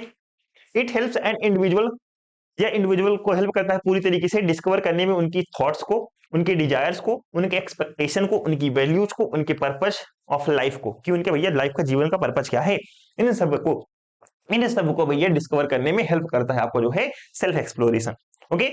इसके अलावा थ्रू सेल्फ एक्सप्लोरेशन के थ्रू अ पर्सन अंडरस्टैंड्स, एक कोई भी व्यक्ति समझ सकता है व्हाट इज राइट, क्या गलत है उनके लिए, why they should do it, उन्हें ये काम क्यों करना चाहिए, and how to live happily and harmoniously, और किस तरीके से वह खुश रह सकते हैं, किस तरीके से वो मिलजुल के रह सकते हैं। यह जो है सेल्फ एक्सप्लोरेशन के थ्रू ही आप जो है प्राप्त कर सकते हैं। It is methods of finding answer, यानी कि जो आपका सेल्फ एक्सप्लोरेशन होता है एक तरीके का मेथड है जिससे आपको आंसर मिल जाएगा। किस चीज का आंसर मिल जाएगा? फ्रॉम विद इन, अपने आप से आपको आंसर मिल जाएगा, अपने अंदर से आपको आंसर मिलता है, rather than depending only on outside influences. आपको जो है किसी बाहरी साइड से, आपको किसी बाहरी साइड से, किसी बाहरी व्यक्ति से इन्फ्लुएंस रहने की जरूरत नहीं होती कि भैया वो तो आईएएस बन गया तो मुझे भी आईएएस की तैयारी कर लेनी चाहिए, है ना, वो तो ये मेडिकल फील्ड में इतना अच्छा कर रहा है, मेडिकल फील्ड में बहुत आगे चला गया, डॉक्टर बन जाएगा तो मुझे भी शायद मेडिकल कर लेना चाहिए था। ऐसा नहीं है, आपको बाहरी चीजों से इन्फ्लुएंस नहीं होना है, आपको अपने अंदर झांक करके देखना है कि आप एक्चुअल में कर क्या सकते हो, ठीक है। वो चीज आपको जो है सेल्फ एक्सप्लोरेशन के थ्रू ही आपको प्राप्त हो सकता है। Then what are the basic contents of self exploration? Self exploration की बेसिक कंटेंट्स कौन कौन से होते हैं? ओके, सबसे पहले होता है आपका डिजायर या फिर गोल। डिजायर या फिर गोल का मतलब क्या है? सेल्फ एक्सप्लोरेशन में आपको डिजायर, आपकी इच्छा क्या है, आपका गोल क्या है, इस चीज को आप समझ सकते हैं। What are my desires, goals, मेरा गोल क्या है, मेरी इच्छा क्या है भैया, मेरा मैं कहाँ जाना चाह रहा हूँ। What do I really want in my life, मैं अपने जीवन में आखिरकार चाहता क्या हूँ। और what is the goal of human life, अगर मैं ह्यूमन हूँ, ठीक है, तो आखिर मेरी इस ह्यूमन लाइफ का गोल क्या है, मैं आखिर क्यों हूँ भाई, मैं आखिर यहाँ कर क्या रहा हूँ, इस चीज को तो सोचो तो आप पहले, ओके। दूसरा प्रोग्राम, प्रोग्राम का मतलब क्या है? What is my programme for fulfilling the desire, यानी कि हम अपनी इच्छा को पूरी करने के लिए भैया, पूरी अपनी इच्छा को पूरी करने के लिए हमारे प्रोग्राम क्या है, हम क्या कर रहा हूँ, मैं अपनी इच्छा को पूरी करने के लिए मैं क्या कर रहा हूँ आज के टाइम में, ठीक है। कर रहे हो कुछ या फिर रील्स स्क्रॉल कर रहे हो, इस चीज को सोचो पहले। हाउ टू फुलफिल इट, हम इसको कैसे फुलफिल कर सकते हैं अपनी इच्छा को। अगर हमारी गोल ये है, हमारा इच्छा ये है, तो हम इसको कैसे पूरा कर सकते हैं, ठीक है। What is the program to actualize the above, या फिर आप जो है जो भी आप सोच रहे हो, जो भी आप फिर यार है, जब भी आपकी इच्छा है, आप उससे ऊपर, आप उससे बढ़ करके कैसे प्राप्त कर सकते हो, आप उससे ऊपर कैसे जा सकते हो, ठीक है। ये चीज आपका जो है सेल्फ एक्सप्लोरेशन का बेसिक कंटेंट होता है। तो कहने का मतलब इन शॉर्ट में हम ये कह सकते हैं अबाउट टू क्वेश्चंस, यानी कि द डिजायर और दो प्रोग्राम्स, यानी कि आपकी इच्छा क्या है, आपका गोल क्या है, और आप अपनी लाइफ में इस इच्छा को, अपने गोल को प्राप्त करने के लिए क्या कर रहे हो, ठीक है। Cover the whole domain of human aspirations, यानी कि ये जो है पूरी तरीके से, होल डोमेन का मतलब एक तरीके से पूरा क्षेत्र, ठीक है। पूरा क्षेत्र यानी कि ह्यूमन एस्पिरेशन का पूरा क्षेत्र, कंप्लीट क्षेत्र को जो है कवर करता है। एंड ह्यूमन एंडेवर्स दस they form the content of self exploration, ताकि वो जो है दस they form the content of self exploration, ताकि वो जो है अपने सेल्फ एक्सप्लोरेशन के कंटेंट को फॉर्म कर सके, भैया पा सके, ठीक है। इतनी बात आपको यहाँ पे पूरी तरीके से समझ में आ जानी चाहिए। तो अगर आपसे कोई पूछता है, एग्जाम में पूछता है सेल्फ एक्सप्लोरेशन के बेसिक कंटेंट कौन कौन से, तो आप समझ जाना कि दो ही है। एक तुम्हारा गोल क्या है, हमारा डिजायर क्या है, दूसरा हम अपने इस गोल, अपने डिजायर को प्राप्त करने के लिए भी कुछ कर भी रहे हैं या फिर नहीं कर रहे, यानी कि प्रोग्राम हमारा क्या चल रहा है, ठीक है। तो ये दो चीज है जिसको आपको अपने अंदर सुधारना चाहिए, यानी कि देखना चाहिए। चलिए, देन इसके बाद से आपका आता है point out importance of self exploration in technical education. Technical education में सेल्फ एक्सप्लोरेशन को इंपॉर्टेंस क्या है, टेक्निकल एजुकेशन में सेल्फ एक्सप्लोरेशन का इंपॉर्टेंस क्या है, उसको पॉइंट आउट करने के लिए बोला है। ये क्वेश्चन आपका पूछा गया है 2024-25 में, यानी कि लास्ट सेमेस्टर में जो पेपर हुआ था उसमें पूछा गया था, लास्ट ईयर जो पेपर हुआ था उसमें पूछा गया था, 7 मार्क्स में आपका ये पूछा गया था, ओके। तो देखो, self exploration help students know what they truly want. मैंने आपको बता दिया सेल्फ एक्सप्लोरेशन होता क्या है, इस चीज को आप समझ गए होंगे। सेल्फ एक्सप्लोरेशन का मतलब होता है कि भैया हम क्या चाह रहे हैं, वाई दे आर स्टडिंग, आप क्यों पढ़ रहे हो आखिरकार, ठीक है। And what career suits them, आपको कौन सा कैरियर आपके ऊपर अच्छा रहेगा। आप जैसे कि आप बीटेक कर रहे हो, है ना, बीटेक कर रहे हो, मान चलो आप कंप्यूटर साइंस इंजीनियरिंग से बीटेक कर रहे हो, तो आपके ऊपर कौन सा कैरियर सूट करेगा। आप कोडर बनना चाहते हो, सॉफ्टवेयर इंजीनियर बनना चाहते हो, या वेब डिजाइनर बनना चाहते हो, ठीक है। आप डेटा एनालिसिस्ट बनना चाह रहे हो, तो क्या बनना चाह रहे हो, आपको कौन सा सूट करने वाला है आपका, भैया आपको जो है करियर, वो चीज आप जो है सेल्फ एक्सप्लोरेशन से ही प्राप्त कर सकते हैं, ओके। दूसरा, students learn to choose the right actions. Students self exploration से स्टूडेंट्स सीखता है कि हमें क्या सही एक्शंस चूज करना चाहिए based on natural acceptance. Natural acceptance की बेस पे आपको ये चूज करना पड़ता है भैया, आपको सेल्फ एक्सप्लोरेशन से पता चलता है कि हमें भैया क्या सही चूज करना है, हमें राइट एक्शंस यानी कि कौन सा सही डिसीजन लेना है। आपको नेचुरल एक्सेप्टेंस की बेस पे आपको ये पता चलता है, ना कि किसी के दबाव में, या फिर ना ही किसी से कंफ्यूजन में, ना तो किसी के डर से, ना ही किसी के फोर्स से। तीसरा, इट डेवलप्स ऑनेस्टी, यानी कि जो आपका सेल्फ एक्सप्लोरेशन होता है ऑनेस्टी को आपके अंदर डेवलप करता है। रिस्पॉन्सिबिलिटी यानी कि ईमानदारी हो गया, जिम्मेदारी हो गया, टीम वर्क हो गया, एंड एथिकल बिहेवियर, नैतिक आपका जो है बिहेवियर आपका हो गया। इन टेक्निकल फील्ड्स में जो आपका सेल्फ एक्सप्लोरेशन होता है वो आपके अंदर विकसित करता है कि आप ईमानदार कैसे रह सकते हैं, आप ईमानदारी आपके अंदर विकसित करता है, जिम्मेदारी आपके अंदर विकसित करता है, टीम वर्क आपके अंदर विकसित करता है, इसके अलावा एथिकल बिहेवियर आपके अंदर विकसित करता है, okay. When students understand themselves, जब स्टूडेंट्स अपने आप को समझ जाते हैं, दे फील मोर कॉन्फिडेंट, आप जो है अधिक कॉन्फिडेंट महसूस कर सकते हैं, कॉन्फिडेंट महसूस भी करते हैं, फोकस्ड महसूस करते हैं, एंड पीसफुल भी महसूस अपने आप को करते हैं। आपका माइंड भी डाइवर्ट नहीं होता है, आप एक जगह फोकस कर पाते हैं, okay. Self exploration ensure that student, self exploration जो होता है इंश्योर कराता है that students uses their technical knowledge, जो आप जो है क्या कर सकते हैं, आप भैया अपने टेक्निकल नॉलेज को ह्यूमन वेलफेयर यानी कि लोगों के कल्याण के लिए यूज कर सकते हैं। वेलफेयर का मतलब होता है कल्याण, ठीक है। वेलफेयर का मतलब होता है ये कल्याण, लोगों की कल्याण के लिए, लोगों को अच्छे काम करने के लिए, लोगों को अच्छे काम करने के लिए, लोगों की भलाई के लिए, कल्याण कह लो चाहे भैया कह लो भलाई, ठीक है। लोगों की कल्याण के लिए, लोगों की भलाई के लिए आप जो है अपने टेक्निकल नॉलेज को किस तरीके से यूज कर सकते हैं, किस तरीके से आप उसको जो है वहां पे यूज कर सकते हैं, न कि लोगों को हार्म करने के लिए, ठीक है, नॉट फॉर हार्म। इसके अलावा engineer with clarity and value, ठीक है, इंजीनियर को क्लैरिटी और वैल्यू के साथ में बिकम बेटर प्रॉब्लम सॉल्व्स, यानी कि इंजीनियर्स जो होते हैं उनके अंदर अगर अच्छी क्लैरिटी है, वैल्यूज है उनके अंदर अच्छा, तो वो अपने प्रॉब्लम्स को और बेहतर तरीके से सॉल्व कर सकते हैं, वो लीड कर सकते हैं भैया, अच्छे लीडर्स बन सकते हैं, एंड इनोवेटर्स, अच्छे आविष्कारक भी बन सकते हैं। इनोवेटर्स का मतलब क्या है भैया, कि आप नई नई चीजों को खोज भी सकते हैं, आविष्कारक, आविष्कारक, ठीक है। तो आप ये सारी चीजें भी आप बन सकते हो, आपके अंदर क्लैरिटी होनी चाहिए, आपके अंदर वैल्यू जरूर होनी चाहिए, ठीक है। ये हमारे जो है सेल्फ एक्सप्लोरेशन के इंपॉर्टेंस है जो कि आपको याद रखने हैं, ओके। नेक्स्ट आपका जो क्वेश्चन है, explain the process of self exploration. आपका जो सेल्फ एक्सप्लोरेशन, ये सेल्फ एक्सप्लोरेशन, ठीक है। सेल्फ एक्सप्लोरेशन के प्रोसेस को आपको जो है यहाँ पे एक्सप्लेन करना है। ये क्वेश्चन देखो आपको लास्ट ईयर पूछा गया था 7 मार्क्स के अंदर। ओके, तो सेल्फ एक्सप्लोरेशन को समझते हैं। चलो, सबसे पहले अंडरस्टैंडिंग द प्रपोजल, आप प्रपोजल को समझो। सबसे पहले आपको क्या करना है, देखो डायग्राम के साथ में समझना, आपको इसमें डायग्राम भी बना करके आना एग्जाम में, ठीक है। तो सबसे पहले अगर मुझे सेल्फ एक्सप्लोरेशन को समझना है तो सबसे पहला क्या प्रोसेस होना चाहिए, सबसे पहला प्रोसेस ये होना चाहिए कि मेरा प्रपोजल क्या है, मेरा प्रपोजल क्या है उसको मैं समझू। What ever is stated is a proposal, मेरा प्रपोजल आखिरकार क्या है, मेरा प्रपोजल क्या कहता है, ठीक है। डू नॉट अज्यूम इट, आपको उसे खुद से अज्यूम नहीं करना, इट इज ट्रू और फॉल्स इमीडिएटली, कि ये भैया गलत है या फिर सही है, आपको तुरंत तुरंत अज्यूम नहीं करना है। मैंने बोला जैसे कि आपका कुछ भी स्टेटमेंट्स है, कुछ भी आप करना चाह रहे हो, तो उसको आप तुरंत के तुरंत जज मत करो कि भैया ये गलत है सही है, आप तुरंत के तुरंत वहां पे जज मत करो। वेरीफाई इट योर ओन, आपको उसे खुद से वेरीफाई करना है, ना कि यार दोस्त से पूछ लेता हूँ क्या यार बता तू मेरे लिए सही रहेगा गलत रहेगा, आपको खुद से उसे वेरीफाई करना है, क्योंकि आप अपनी लाइफ में आगे बढ़ना चाह रहे हो, ठीक है। दूसरा, डू नॉट एक्सेप्ट और रिजेक्ट बेस्ड ऑन स्क्रिप्चर्स। एक स्क्रिप्चर का मतलब होता है ग्रंथ, ग्रंथ का मतलब एक तरीके से ऐसे समझ सकते हो भैया, जो पुराने जमाने के लिखे गए ग्रंथ होते हैं, फिर आप ऐसा भी समझ सकते हो बुक्स वगैरह हो गए, ठीक है। बुक्स वगैरह के बेस पे आपको एक्सेप्ट या फिर रिजेक्ट नहीं करना है अपने स्टेटमेंट्स को, ठीक है, अपने प्रपोजल को, या फिर इंस्ट्रूमेंट के बेस पे भी आपको रिजेक्ट एक्सेप्ट नहीं करना है। और व्हाट एवर अदर्स से, यानी कि लोग क्या कहते हैं उसके बेस पे भी आपको जो है अपने प्रपोजल को एक्सेप्ट या फिर रिजेक्ट नहीं करना है, आपको खुद से वेरीफाई करना है, खुद से चेक करना है। पहला प्रोसेस क्या हो गया, पहला प्रोसेस हमारा हो गया है कि अंडरस्टैंडिंग द प्रपोजल, हमें अपने प्रपोजल को समझना है कि भैया आखिर में चाहता क्या हूं, मैं करना क्या चाहता हूं, मेरा स्टेटमेंट क्या है। ठीक है। दूसरा, वेरिफिकेशन बाय नेचुरल एक्सेप्टेंस, अगर आपका स्टेटमेंट आप समझ गए हो आप पूरी तरीके से, तो अब आपको क्या करना है, उसको वेरीफाई कर लो। वेरीफाई करने का मतलब क्या है, firstly verify the proposal on the basis of your natural acceptance, यानी कि आप अपने अंदर से भैया नेचुरल आप क्या चाहते हो क्या नहीं चाहते हो, आप खुद से जो है उसको वेरीफाई करो, क्या मेरे लिए सही है या फिर गलत है। What feels right from with in, यानी कि जो आपको अंदर से सही लगता है ना, उस चीज को आपको वहां पे करना है, ठीक है। दूसरा प्रोसेस क्या हो गया, वेरीफाई करना है हमें, ठीक है। पहला प्रोसेस हमें अपने प्रपोजल को अंडरस्टैंडिंग करना है, समझना है। दूसरा प्रोसेस हो गया हमारा वेरिफिकेशन करना है भैया हमें नेचुरल एक्सेप्टेंस के बेस पे। तीसरा प्रोसेस क्या होता है, एक्सपेरियंशियल वैलिडेशन, अब हमको इसको वैलिडेट करना है, क्या करना है, वैलिडेट करना है, किसके अकॉर्डिंग वैलिडेट करना है, living according to the proposal, आप उसको प्रपोजल के अकॉर्डिंग जो है आपको वहां पे वैलिडेट करना है। आप क्या वेरीफाई, यानी कि आपने वेरीफाई कर लिया भैया मेरे लिए क्या सही क्या गलत है।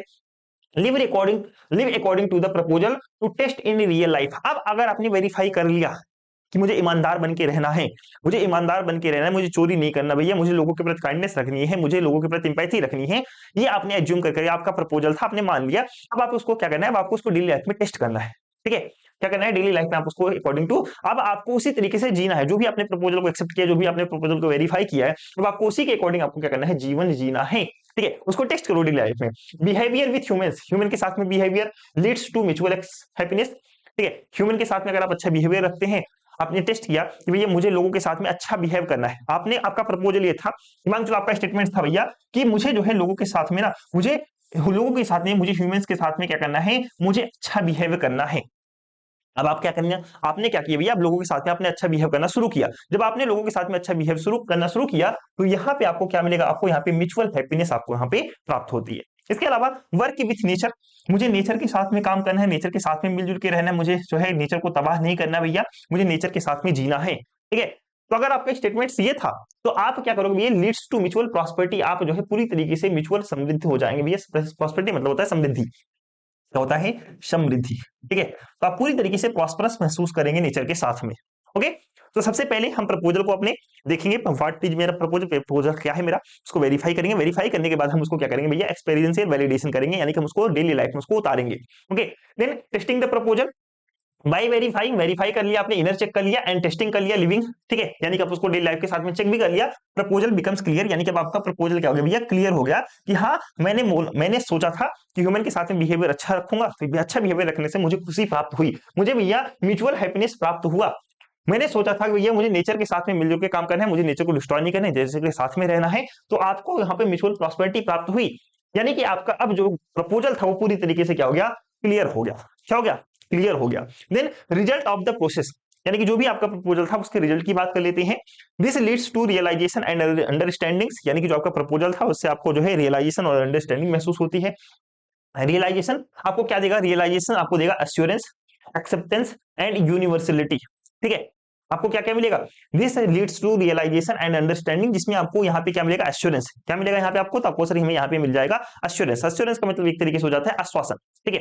एक्सेप्टेंस आपको यहाँ पे प्राप्त हो जाएगा, यूनिवर्सलिटी आपको प्राप्त हो जाएगा। यूनिवर्सलिटी का मतलब क्या है कि आपको true for all time, all place and all individual. कहने का मतलब जैसे हम कहते हैं यूनिवर्सलिटी कि एक तरीके से यूनिवर्सल ट्रूथ की हम यहाँ पे बात कर रहे हैं। जैसे हम कहते हैं ना भैया कि सूरज जो है हमेशा पूरब से उगता है, तो यूनिवर्सल ट्रूथ है। समय रहते हुए, समय बीतता भी जाएगा, तब भी आपको सूरज पूरब से ही आपका उगेगा। सभी लोगों के लिए सूरज पूरब से ही उगता है, ऐसा नहीं किसी के लिए पश्चिम से उग जाएगा, ठीक है।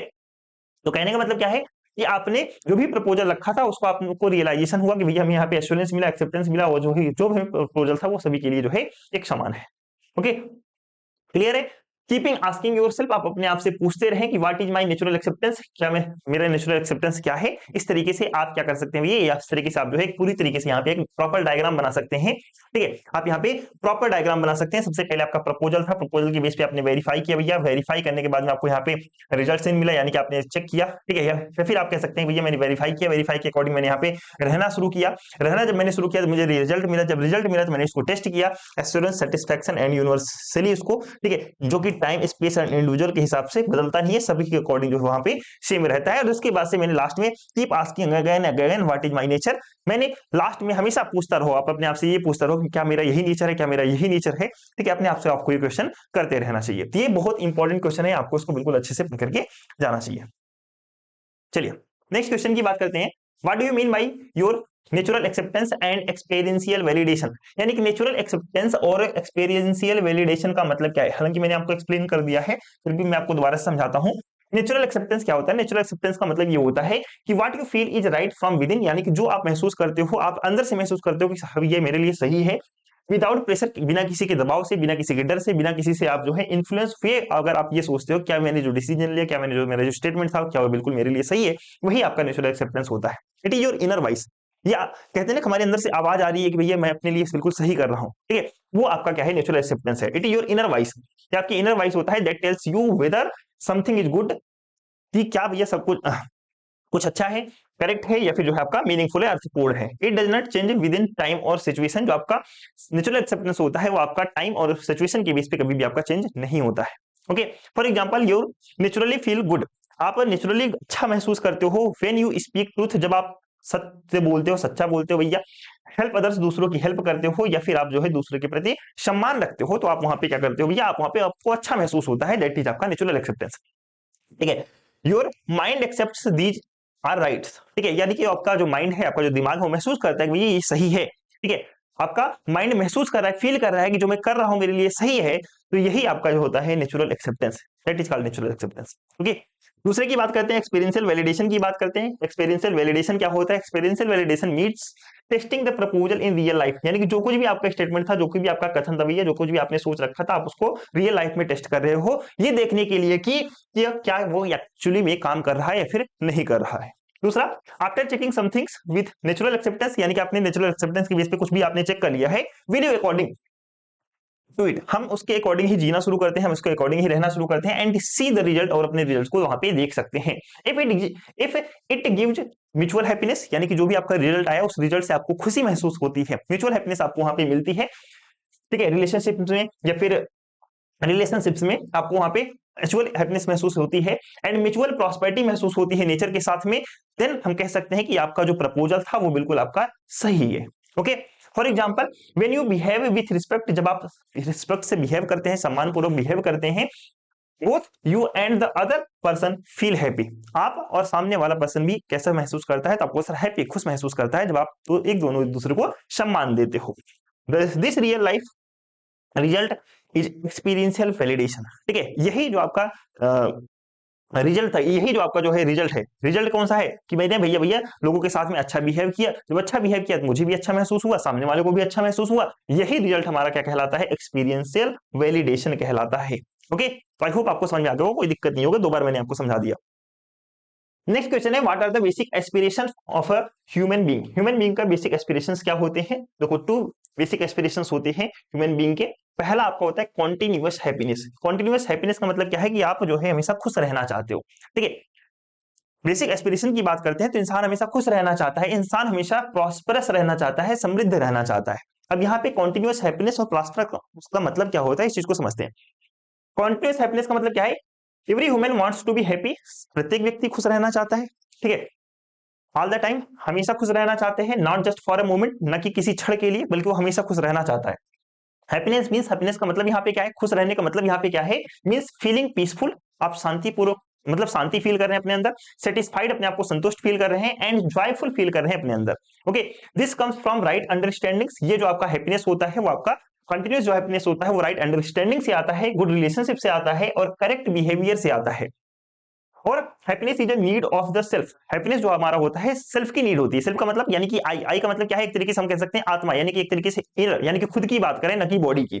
ओके, तो happiness is the self, happiness is the need of self, not of the body. Happiness जो होती है वो खुद की जरूरत होती है, न कि बॉडी की जरूरत होती है। ओके, प्रॉस्पेरिटी का मतलब क्या है, समृद्धि का मतलब क्या है, prosperity means having enough physical facility, आपके पास में मान चलो आपके पास में गाड़ी है, बंगला है, पैसा है, सब कुछ है आपके पास में भैया, इनफ फिजिकल फैसिलिटी है to take care of the body, body का ध्यान रखने के लिए और आपको कंफर्टली रहने के लिए। ठीक है, आप ये महसूस करते हो मेरे पास में जितना भी चीज है वो मेरे लिए इनफ है, ठीक है, मेरे लिए इनफ है, मेरी बॉडी के लिए इनफ है, मुझे खुश रहने के लिए अपनी लाइफ में मेरे लिए पास जितनी भी चीजें हैं इनफ है, तो आप अपने आप को प्रॉस्परस महसूस करते हैं, यही आपका प्रॉस्पेरिटी कहलाता है। Okay, it doesn't mean unlimited wealth, इसका मतलब प्रॉस्परस का मतलब ये नहीं होता कि आपके पास में अथाह पैसा, आपके पास में अनलिमिटेड पैसा हो, ठीक है, इट मींस इसका मतलब ये होता है कि having more than your physical needs, या आपको जितनी जरूरत है क्या उससे आपके पास में ज्यादा है, अगर ज्यादा है तो आप अपने आप को प्रॉस्परस महसूस करेंगे। Prosperity is a need of body, prosperity जो होती है बॉडी की नीड होती है, सच है जैसे कि फूड, क्लॉथ, शेल्टर, ठीक है, शेल्टर मतलब होता है रहने का स्थान, ठीक है, एंड रिसोर्सेज। ओके, तो prosperity is need of body, prosperity मान जो होती है बॉडी की नीड होती है। बॉडी को क्या नीड होती है, बॉडी को किस चीज की जरूरत होती है, खाने की, कपड़े की, शेल्टर यानी कि रहने की भैया, और उसके अलावा कुछ रिसोर्सेज की। ओके, आई होप आपको समझ में आ गया होगा कॉन्टिन्यूअस हैप्पीनेस क्या है एंड प्रॉस्पेरिटी क्या है। ये इंपॉर्टेंट है आपका क्वेश्चन, देखो 2024-25 में आपके 7 मार्क्स में आपके पूछे गए थे, यानी कि लास्ट ईयर आपका 7 नंबर में पूछा गया था क्वेश्चन। ठीक है, is it to be to get to become justify your right priority, ठीक है, यहां पे आपको कह रहा है कि आपके स्टेटमेंट्स दिया गया है, स्टेटमेंट क्या दिया गया है, to be, to get, to become, और ये कह रहा है कि जस्टिफाई योर राइट प्रियोरिटी, आपका प्रियोरिटी क्या होगा, टू बी, टू गेट या फिर टू बिकम। ठीक है, पहले इसको समझते हैं, to be, to get, to become का मतलब यहाँ पे क्या है। If you want to be का मतलब सबसे पहले समझो कि मान के चलो आप अपने क्लास में फर्स्ट रैंकर बनना चाहते हो, टॉपर बनना चाहते हो, ठीक है, आप अपनी क्लास में क्या करना चाहते हो, ये टॉपर बनना चाहते हो। आस्क योरसेल्फ, अपने आप से पूछो पहले कि why do I want to the rank first, मैं आखिरकार पहला स्थान क्यों प्राप्त करना चाह रहा हूं, पहला क्यों आना चाह रहा हूं, फर्स्ट क्यों आना चाह रहा हूं। तो आपको अपने अंदर से आंसर मिलेगा, भैया मैं तो खुश रहना चाहता हूँ, खुश रहने के लिए मैंने अपने अंदर की हैप्पीनेस प्राप्त करने के लिए मैं फर्स्ट रैंक लाना चाहता हूँ। ठीक है, यू विल फाइंड दैट, आप पाओगे that the real reason behind this, यानी कि इसके पीछे का जो वास्तविक रीजन है, इज डिजायर, आपकी इच्छा है, और आपकी इच्छा क्या है, आपकी इच्छा ये है that you want to feel happy, आप खुश रहना चाहते हैं, रिस्पेक्टेड रहना चाहते हैं, सम्मान प्राप्त करना चाह रहे हैं और सेटिस्फाइड रहना चाह रहे हैं, इसीलिए आप जो अपने क्लास में फर्स्ट आना चाहते हैं। तो इसके पीछे मेन रीजन क्या हुआ, तो आपको so behind the reason for the rank the basic desire is happiness, basic desire क्या हुआ, तो आपको सर हैप्पीनेस हुआ। ओके, दूसरे स्टेटमेंट की बात करते हैं भैया, एक एनी डिजायर, कोई भी इच्छा ले लो आप, ठीक है, चाहे आप पैसे की इच्छा ले लो कि आप पैसा चाहते हो, या फिर आप अच्छी नौकरी चाहते हो, या फिर आप न्यू फोन लेना चाहते हो, या फिर आप अपनी लाइफ में सक्सेस चाहते हो, या फिर आप अपने लाइफ में फेम चाहते हो या प्रसिद्धि चाहते हो। इफ यू कीप आस्किंग, अगर आप लगातार पूछते रहो कि why do I want it, आप क्यों चाहते हो ऐसा, तो आपको फाइनल आंसर हमेशा एक ही मिलेगा, क्योंकि मैं खुश रहना चाहता हूं, it will make me happy, क्योंकि आपको ये क्या रखेगा, आपको खुश रखेगा। तो ये जो आपका this shows that every desires, इसका मतलब क्या है, इसका मतलब यही है कि ये बताता है, this shows that every desires come from one basic aspirations, और वो वन बेसिक एस्पिरेशन क्या है, आपको the basic aspiration to be happy, हम हैप्पी रहना चाह रहे हैं। तो each person can check and verify this within themselves, सभी व्यक्ति, कोई भी व्यक्ति हो आप, अगर आप खुद से भी वेरीफाई करो कि आप अपने एग्जाम में टॉप क्यों करना चाह रहे हो, या फिर आप नौकरी क्यों करना चाह रहे हो, ठीक है, आपको हमेशा एक ही आंसर मिलेगा, भैया आप खुश रहना चाह रहे हो। ओके, क्लियर है।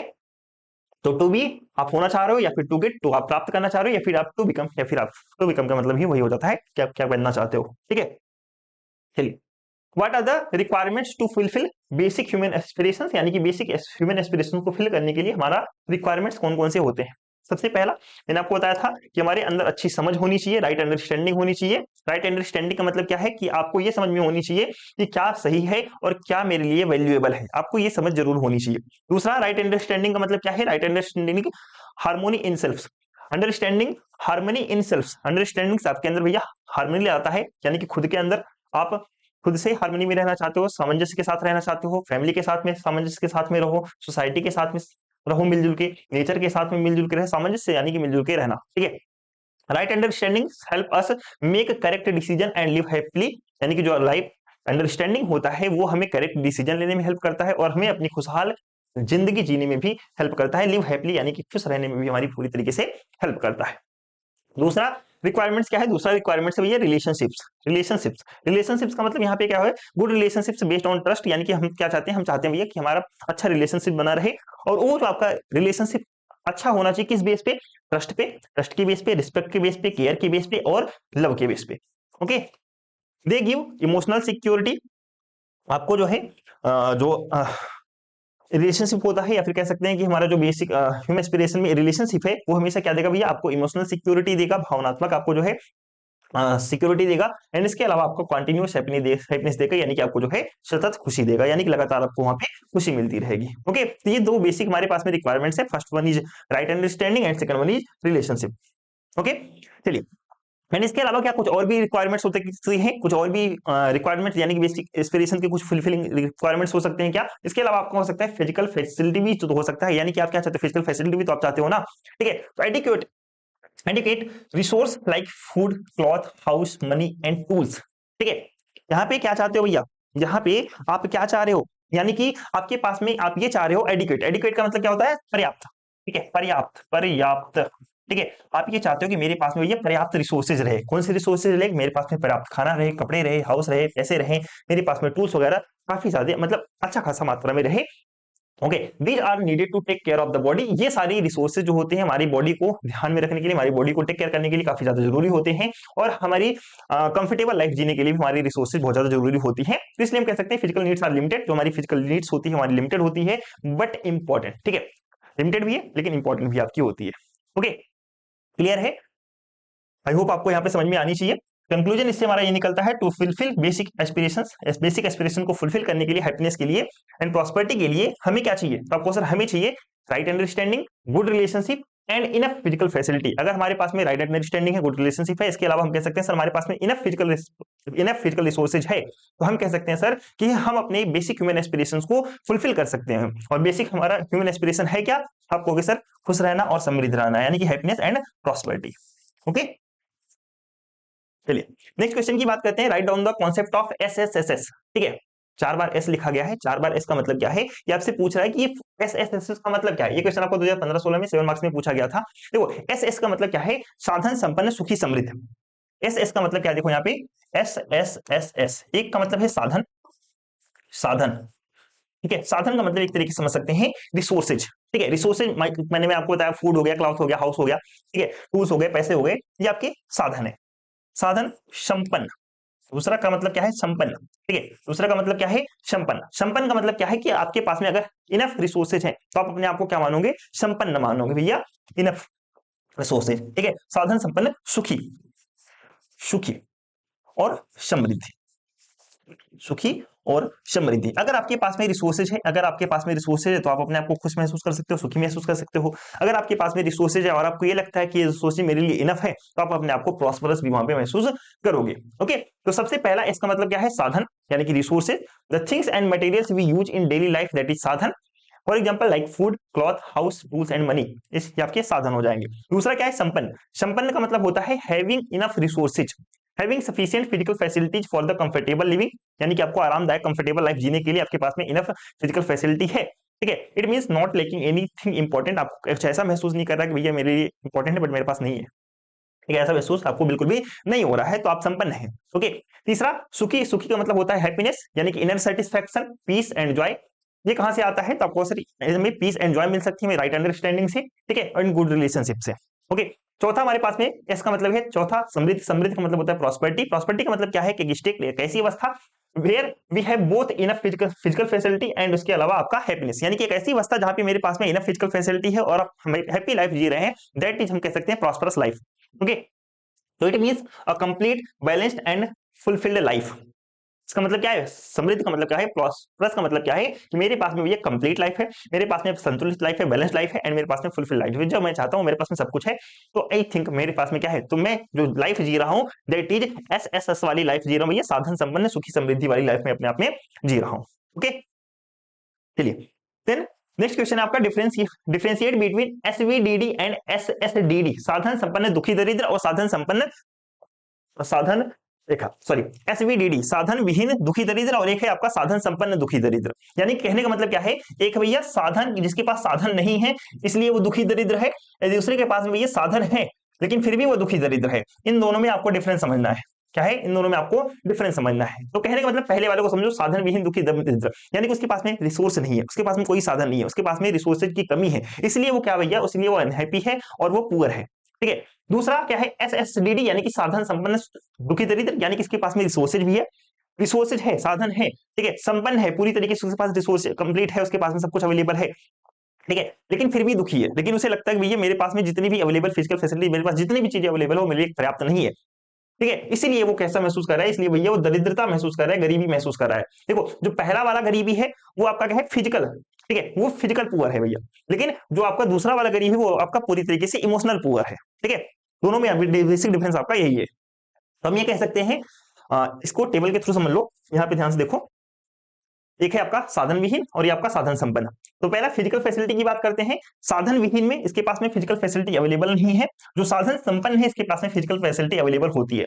एक्सटर्नल कंडीशन की बात करते हैं, तो जो साधन विहीन है भैया उसके पास में मटेरियली पुअर है, यानी कि इसके पास में रिसोर्सेज नहीं है इसलिए गरीब है, लेकिन दूसरा वाला इसके पास में रिसोर्सेज है फिर भी भैया, यानी कि जो है इसके पास में क्या है, तो आपको सर इसके पास में रिसोर्सेज है, यानी कि मटेरियली पूरी तरीके से ये रिच है। दूसरा, तीसरे की बात करते हैं इंटरनल कंडीशन। इंटरनल कंडीशन साधन विहीन दुखी दरिद्र भैया, यानी कि अनहैप्पी है ये। ठीक है, इसकी भी बात करते हैं साधन संपन्न दुखी दरिद्र, यानी कि ये भी जो है क्या है, अनहैप्पी है, ठीक है, यानी कि खुश नहीं है अपनी जिंदगी से। चौथे पॉइंट की बात करते हैं टाइप ऑफ पोवर्टी, ठीक है, गरीबी की बात करते हैं, साधन विहीन यानी कि इसके पास रिसोर्सेज नहीं है इसलिए भैया जो है ये पूरी तरीके से दुखी है, दरिद्र है, यानी कि गरीबी में जी रहा है, मतलब इसके पास में मटेरियल प्लस इमोशनल दोनों की कमी है भैया, मटेरियल प्लस इमोशनल दोनों की कमी है।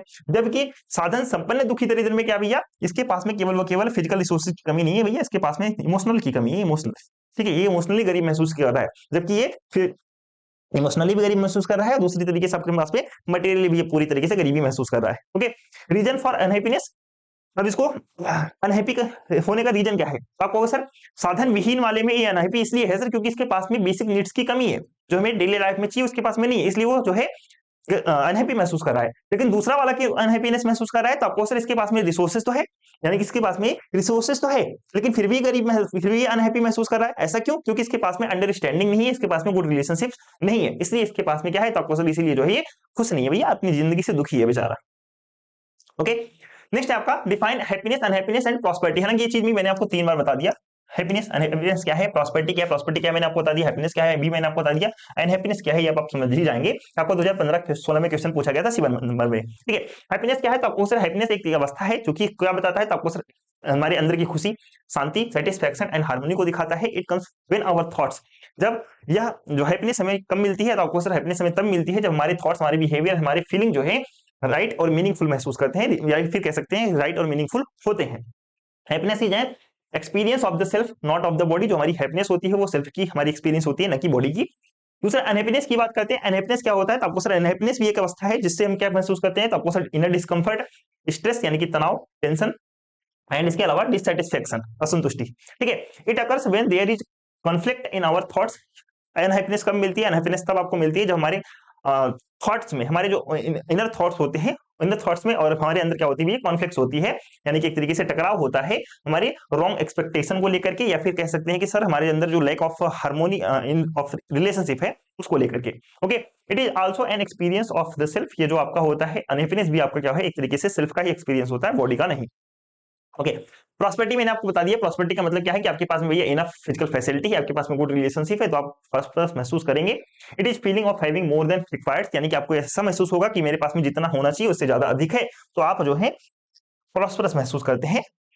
ओके, यहाँ पे पूछ रहा है कि क्या जो हैप्पीनेस और प्रॉस्पेरिटी है क्या वो एक दूसरे से रिलेटेड है, are they related to each other, यानी कि हैप्पीनेस एंड प्रॉस्पेरिटी क्या एक दूसरे से रिलेटेड है, can happiness to be obtained without prosperity, क्या हैप्पीनेस को हम विदाउट प्रॉस्पेरिटी के ऑब्टेंड कर सकते हैं, प्राप्त कर सकते हैं क्या? तो आप कहोगे सर जो हमारी हैप्पीनेस और प्रॉस्पेरिटी होती है दोनों सेम नहीं होती, happiness and prosperity are not same, ठीक है, नॉट डायरेक्टली रिलेटेड, ये जो है एक दूसरे से डायरेक्टली रिलेट भी नहीं करते हैं।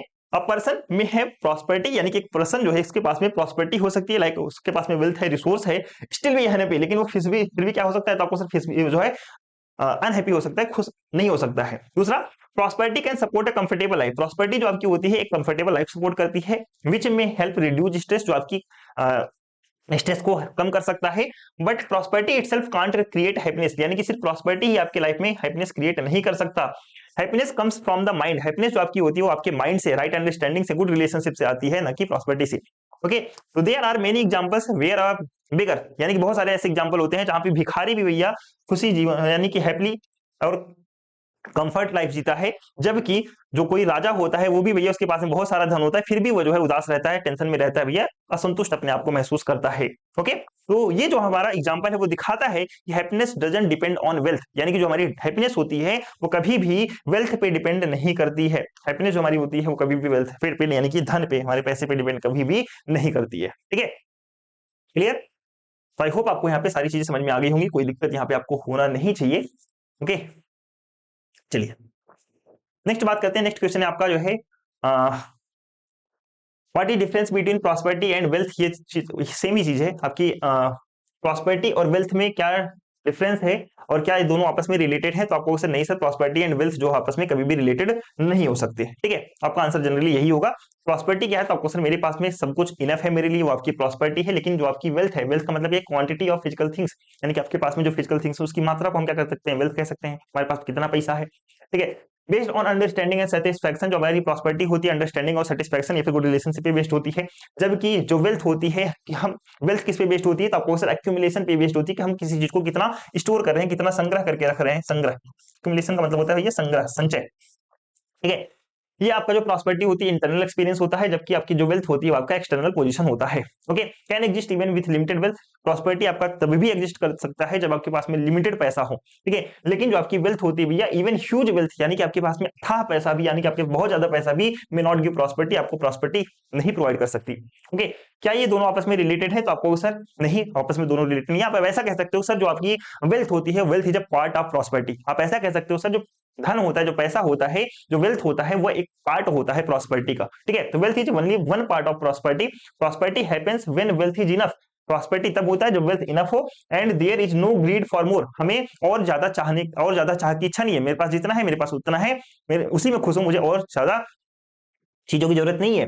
वेल्थ विदाउट इनर सेटिस्फैक्शन, जो धन होता है, धन आपका जो एक तरीके से जो पैसा कह सकते हैं, वेल्थ जो कह सकते हैं, विदाउट इनर सेटिस्फैक्शन, बिना आत्मसंतुष्टि के, डजंट गिव प्रॉस्पेरिटी, आपको प्रॉस्पेरिटी नहीं दे सकती है। तो इसलिए हम कह सकते हैं जो हमारी प्रॉस्पेरिटी होती है, right understanding, good relationship and sufficient wealth हमको जो है प्रॉस्पेरिटी प्रोवाइड करता है। ओके, तो आपसे ये क्वेश्चन पूछा गया है कि आप कैसे कह सकते हो भैया कि मैं प्रॉस्परस हूं। ये आपका 2016-17 में क्वेश्चन पूछा गया था, 7 नंबर में, 7 मार्क्स में पूछा गया था कि how you can say that you are prosperous, क्या आप समृद्ध हो, आप प्रॉस्परस महसूस कर रहे हो, कि आप कैसे कह सकते हो? तो मैंने आपसे बोला प्रॉस्पेरिटी कैसे मिलती है, तो आपको सर प्रॉस्पेरिटी मिलती है 3 चीजों से, कि आपके पास में सर मेरे पास में राइट अंडरस्टैंडिंग है, मेरे पास में गुड इनफ फिजिकल फैसिलिटी है, या फिर कह सकते हैं कि मेरे पास में सर गुड रिलेशनशिप है। ठीक है, तो कहने का मतलब क्या है कि अगर आपके पास में ये इनफ फिजिकल फैसिलिटी है, like food, cloth, shelter, money, tools, आपके पास में इनफ है। ठीक है, ठीक है, for your self and your family, आपके लिए या फिर आपकी फैमिली के लिए आपके पास में इनफ फिजिकल फैसिलिटी है। दूसरा, यू नीड आर फुलफिल्ड, आपकी जो नीड है, जो आपकी जो जरूरत है वो पूरी हो रही है। ठीक है, इसके अलावा you feel content and satisfied with what you have, अगर आप ये महसूस कर रहे हैं भैया कि मेरे पास में जो है वो इनफ है। ठीक है, no fear, no insecurity, no greed, आपके अंदर कोई डर नहीं है, नो कोई भी इनसिक्योरिटी नहीं है, और ना ही कोई लालच है, यानी ना ही कोई ग्रीड है, लालच है।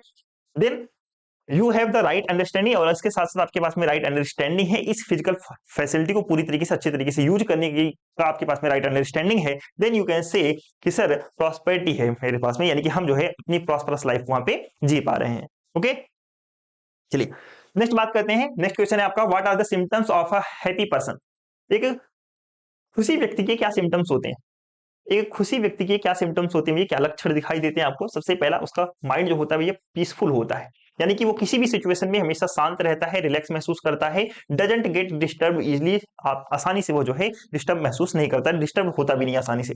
दूसरा, पॉजिटिव एटीट्यूड होता है उसके अंदर, looks at situation with hope and confidence, वो हमेशा हर एक सिचुएशन को होप और कॉन्फिडेंस के साथ में देखता है भैया, वो हर एक सिचुएशन को होप और कॉन्फिडेंस के साथ में देखता है। Tries to see good in people and events, वह लोगों के अंदर अच्छाई को देखना चाहता है, वो जहां भी इवेंट्स वगैरह है, कोई भी घटना वगैरह हो रही है तो उसके अंदर भी वो अच्छाई को ही ढूंढता है। तीसरा, good relationship treats other with respect, यानी कि जो व्यक्ति है वो लोगों को रिस्पेक्ट, सम्मान, केयर एंड ट्रस्ट के साथ में ट्रीट करता है। Maintain harmony with family, family के साथ में, फ्रेंड्स के साथ में, सोसाइटी के साथ में ये मिलजुल के रह रहा है, ठीक है, रह रहा है, ठीक है। ये जो है, ये जो आपके सिम्टम्स हैं तो हम कह सकते हैं सर कि जो है हैप्पी पर्सन के सिम्टम्स होते हैं। इसके अलावा सेटिस्फैक्शन भी होता है, उसे feels content with what they have, यानी कि वह जो है उसके पास में जो कुछ भी है उससे जो है महसूस करता है कि ये मेरे पास में जो कुछ भी है वो इनफ है। डोंट वरी अननेसेसरी और कंपेयर विथ अदर्स, वो जो है फालतू की चीजों पे परेशान नहीं होता है या फिर जो है दूसरों को कंपेयर नहीं कर सकता करता अपने आप में। लैक ऑफ निगेटिव फीलिंग्स, उसके अंदर निगेटिव फीलिंग्स नहीं होती भैया, वो जो है इसके अंदर ना कोई एंगर, ना कोई गुस्सा, ना कोई जिलेसी, ना कोई हेट, ना कोई डर, ठीक है। समय के साथ में इसका कुछ भी ऐसा जो है वो जो है कुछ भी ऐसा नहीं होता, समय के साथ में पूरी तरीके से ये फ्री होता है, गुस्से से, जीले से, हेट से, फियर से, तो हम कह सकते हैं वो पूरी तरीके से हैप्पी है। इसके अलावा एंजॉय वर्क, यानी कि वो अपने काम को एंजॉय कर रहा है। Does work with interest and enthusiasm, ठीक है, यानी कि वो अपने काम को कैसे कर रहा है, तो आपको सर अपने काम को इंटरेस्ट यानी कि एक तरीके से रुचि के साथ में कर रहा है, इंटरेस्ट के साथ में कर रहा है। इसके अलावा इंथ्यूजियम यानी कि उत्साह के साथ में, इसका मतलब होता है उत्साह, तो अपने काम को रुचि और उत्साह उत्साह उत्साह के साथ में कर रहा है, ठीक है। नॉट फोर्स बाय प्रेशर और फियर, न कि जो है किसी के दबाव में या फिर किसी के डर में आकर के उस काम को कर रहा है, तो हम कहेंगे कि वो हैप्पी लाइफ जी रहा है, वो खुश है व्यक्ति। इसके अलावा हेल्दी लाइफ स्टाइल, यानी कि अच्छा सो रहा है, उसकी रेगुलर हैबिट्स अच्छी हैं, उसके इमोशनल बैलेंस अच्छे हैं, यानी कि उसका जो भावनात्मक एक तरीके से संतुलित है, उसकी भावना संतुलित है, ठीक है, इमोशनल बैलेंस है उसका। तो हम कह सकते हैं कि सर वो जो है पूरी तरीके से वो जो व्यक्ति है एक खुशी जिंदगी यानी कि हैप्पी लाइफ जी पा रहा है। ओके, नेक्स्ट क्वेश्चन आपका बहुत ज्यादा इंपॉर्टेंट है, आपके एग्जाम में बार बार क्वेश्चन पूछे जाते हैं। और ये क्वेश्चन क्या है, what are the different levels of human being, human being के डिफरेंट लेवल कौन कौन से होते हैं, explain how they are related, या फिर कह सकते हैं कि explain how they are interrelated, ठीक है। यानी कि आपसे ये पूछ रहा है कि जो ह्यूमन बीइंग है उसके कौन कौन से लेवल्स होते हैं, डिफरेंट लेवल कौन कौन से होते हैं और वो लेवल आपस में कनेक्टेड कैसे हैं। तो किसी भी ह्यूमन बीइंग के 5 लेवल होते हैं। सबसे पहला इंडिविजुअल लेवल, दूसरा फैमिली लेवल, तीसरा सोसाइटी लेवल, चौथा नेचुरल लेवल एंड पांचवा आपका हो जाता है एग्जिस्टेंस लेवल। ये 5 लेवल होते हैं और ये पांचों लेवल आपस में कनेक्टेड होते हैं। ओके, एक एक करके समझते हैं। सबसे पहला आपका इंडिविजुअल लेवल होता है।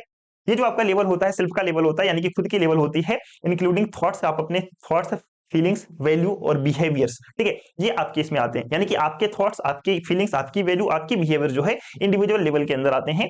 A person with good understanding, right understanding and good behaviour become a happy and balanced, यानी कहने का मतलब क्या है कि अगर कोई किसी व्यक्ति के पास में अच्छी समझ है, उसके अंदर राइट अंडरस्टैंडिंग रखता है, उसका बिहेवियर अच्छा है, तो हम कह सकते हैं कि वो जो है खुशी और बैलेंस लाइफ जी सकता है। ओके, दूसरा हमारा होता है फैमिली लेवल। फैमिली लेवल का मतलब क्या है, फैमिली लेवल में आपके जो है आपके पेरेंट्स यानी कि आपके माता पिता, आपके सिबलिंग्स, भाई बहन, आपके जो स्पाउस यानी कि पति पत्नी, आपके बच्चे, ये सब जो है आपकी फैमिली में आते हैं। फैमिली में क्या जरूरत होती है, तो आपको सर फैमिली में लव, ट्रस्ट, रिस्पेक्ट, केयर, इन्हीं सब की जरूरत होती है, ठीक है। तो हैप्पी इंडिविजुअल यानी कि एक अच्छा, एक तरीके से खुश अकेला व्यक्ति, एक ऐसे कह सकते हैं कि सर हैप्पी इंडिविजुअल जो होता है वो एक अच्छा फैमिली यानी कि हार्मोनियस फैमिली क्रिएट कर सकता है। ठीक है, तीसरा हमारा होता है सोसाइटी लेवल। सोसाइटी लेवल का मतलब क्या है, सोसाइटी में कौन कौन से लोग आते हैं, तो आपको हमारे नेबर यानी कि हमारे पड़ोसी, हमारी कम्युनिटी, हमारा समुदाय, ठीक है, हमारे देश, हमारे वर्ल्ड, ये हमारे सोसाइटी लेवल के अंदर आते हैं। सोसाइटी में किस चीज की जरूरत होती है, तो आपको सर जस्टिस यानी कि न्याय, कॉपरेशन, सहयोग, रिस्पॉन्सिबिलिटी यानी कि जिम्मेदारी, इक्वलिटी यानी कि बराबरी, ठीक है। अ गुड फैमिली यानी कि एक अच्छी फैमिली कंट्रीब्यूट करती है हमेशा एक हेल्दी सोसाइटी को। ओके, देन चौथा लेवल आपका होता है नेचुरल लेवल। नेचुरल लेवल में क्या होता है, नेचुरल लेवल में जैसे आपके प्लांट्स हो गए, एनिमल्स हो गए, एयर हो गया, वाटर हो गया, सॉइल हो गया, ठीक है, ये आपके जो है नेचुरल लेवल में आते हैं। और नेचुरल लेवल डिपेंड्स हमेशा जो है ह्यूमंस डिपेंड्स ऑन नेचर, यानी कि जो आपकी जो हम लोग होते हैं वो हमेशा नेचर के ऊपर डिपेंड करते हैं फॉर ऑल फिजिकल फैसिलिटी। पूरी तरीके से फिजिकल फैसिलिटी के लिए हम जो है नेचर के ऊपर डिपेंड करते हैं। रिस्पॉन्सिबल सोसाइटी प्रोटेक्ट्स नेचर, यानी कि जो आपका जिम्मेदार सोसाइटी होगा, जिम्मेदार समाज होगा, वो हमेशा नेचर को आपका प्रोटेक्ट करेगा। ओके, पांचवा लेवल होता है एग्जिस्टेंस का लेवल।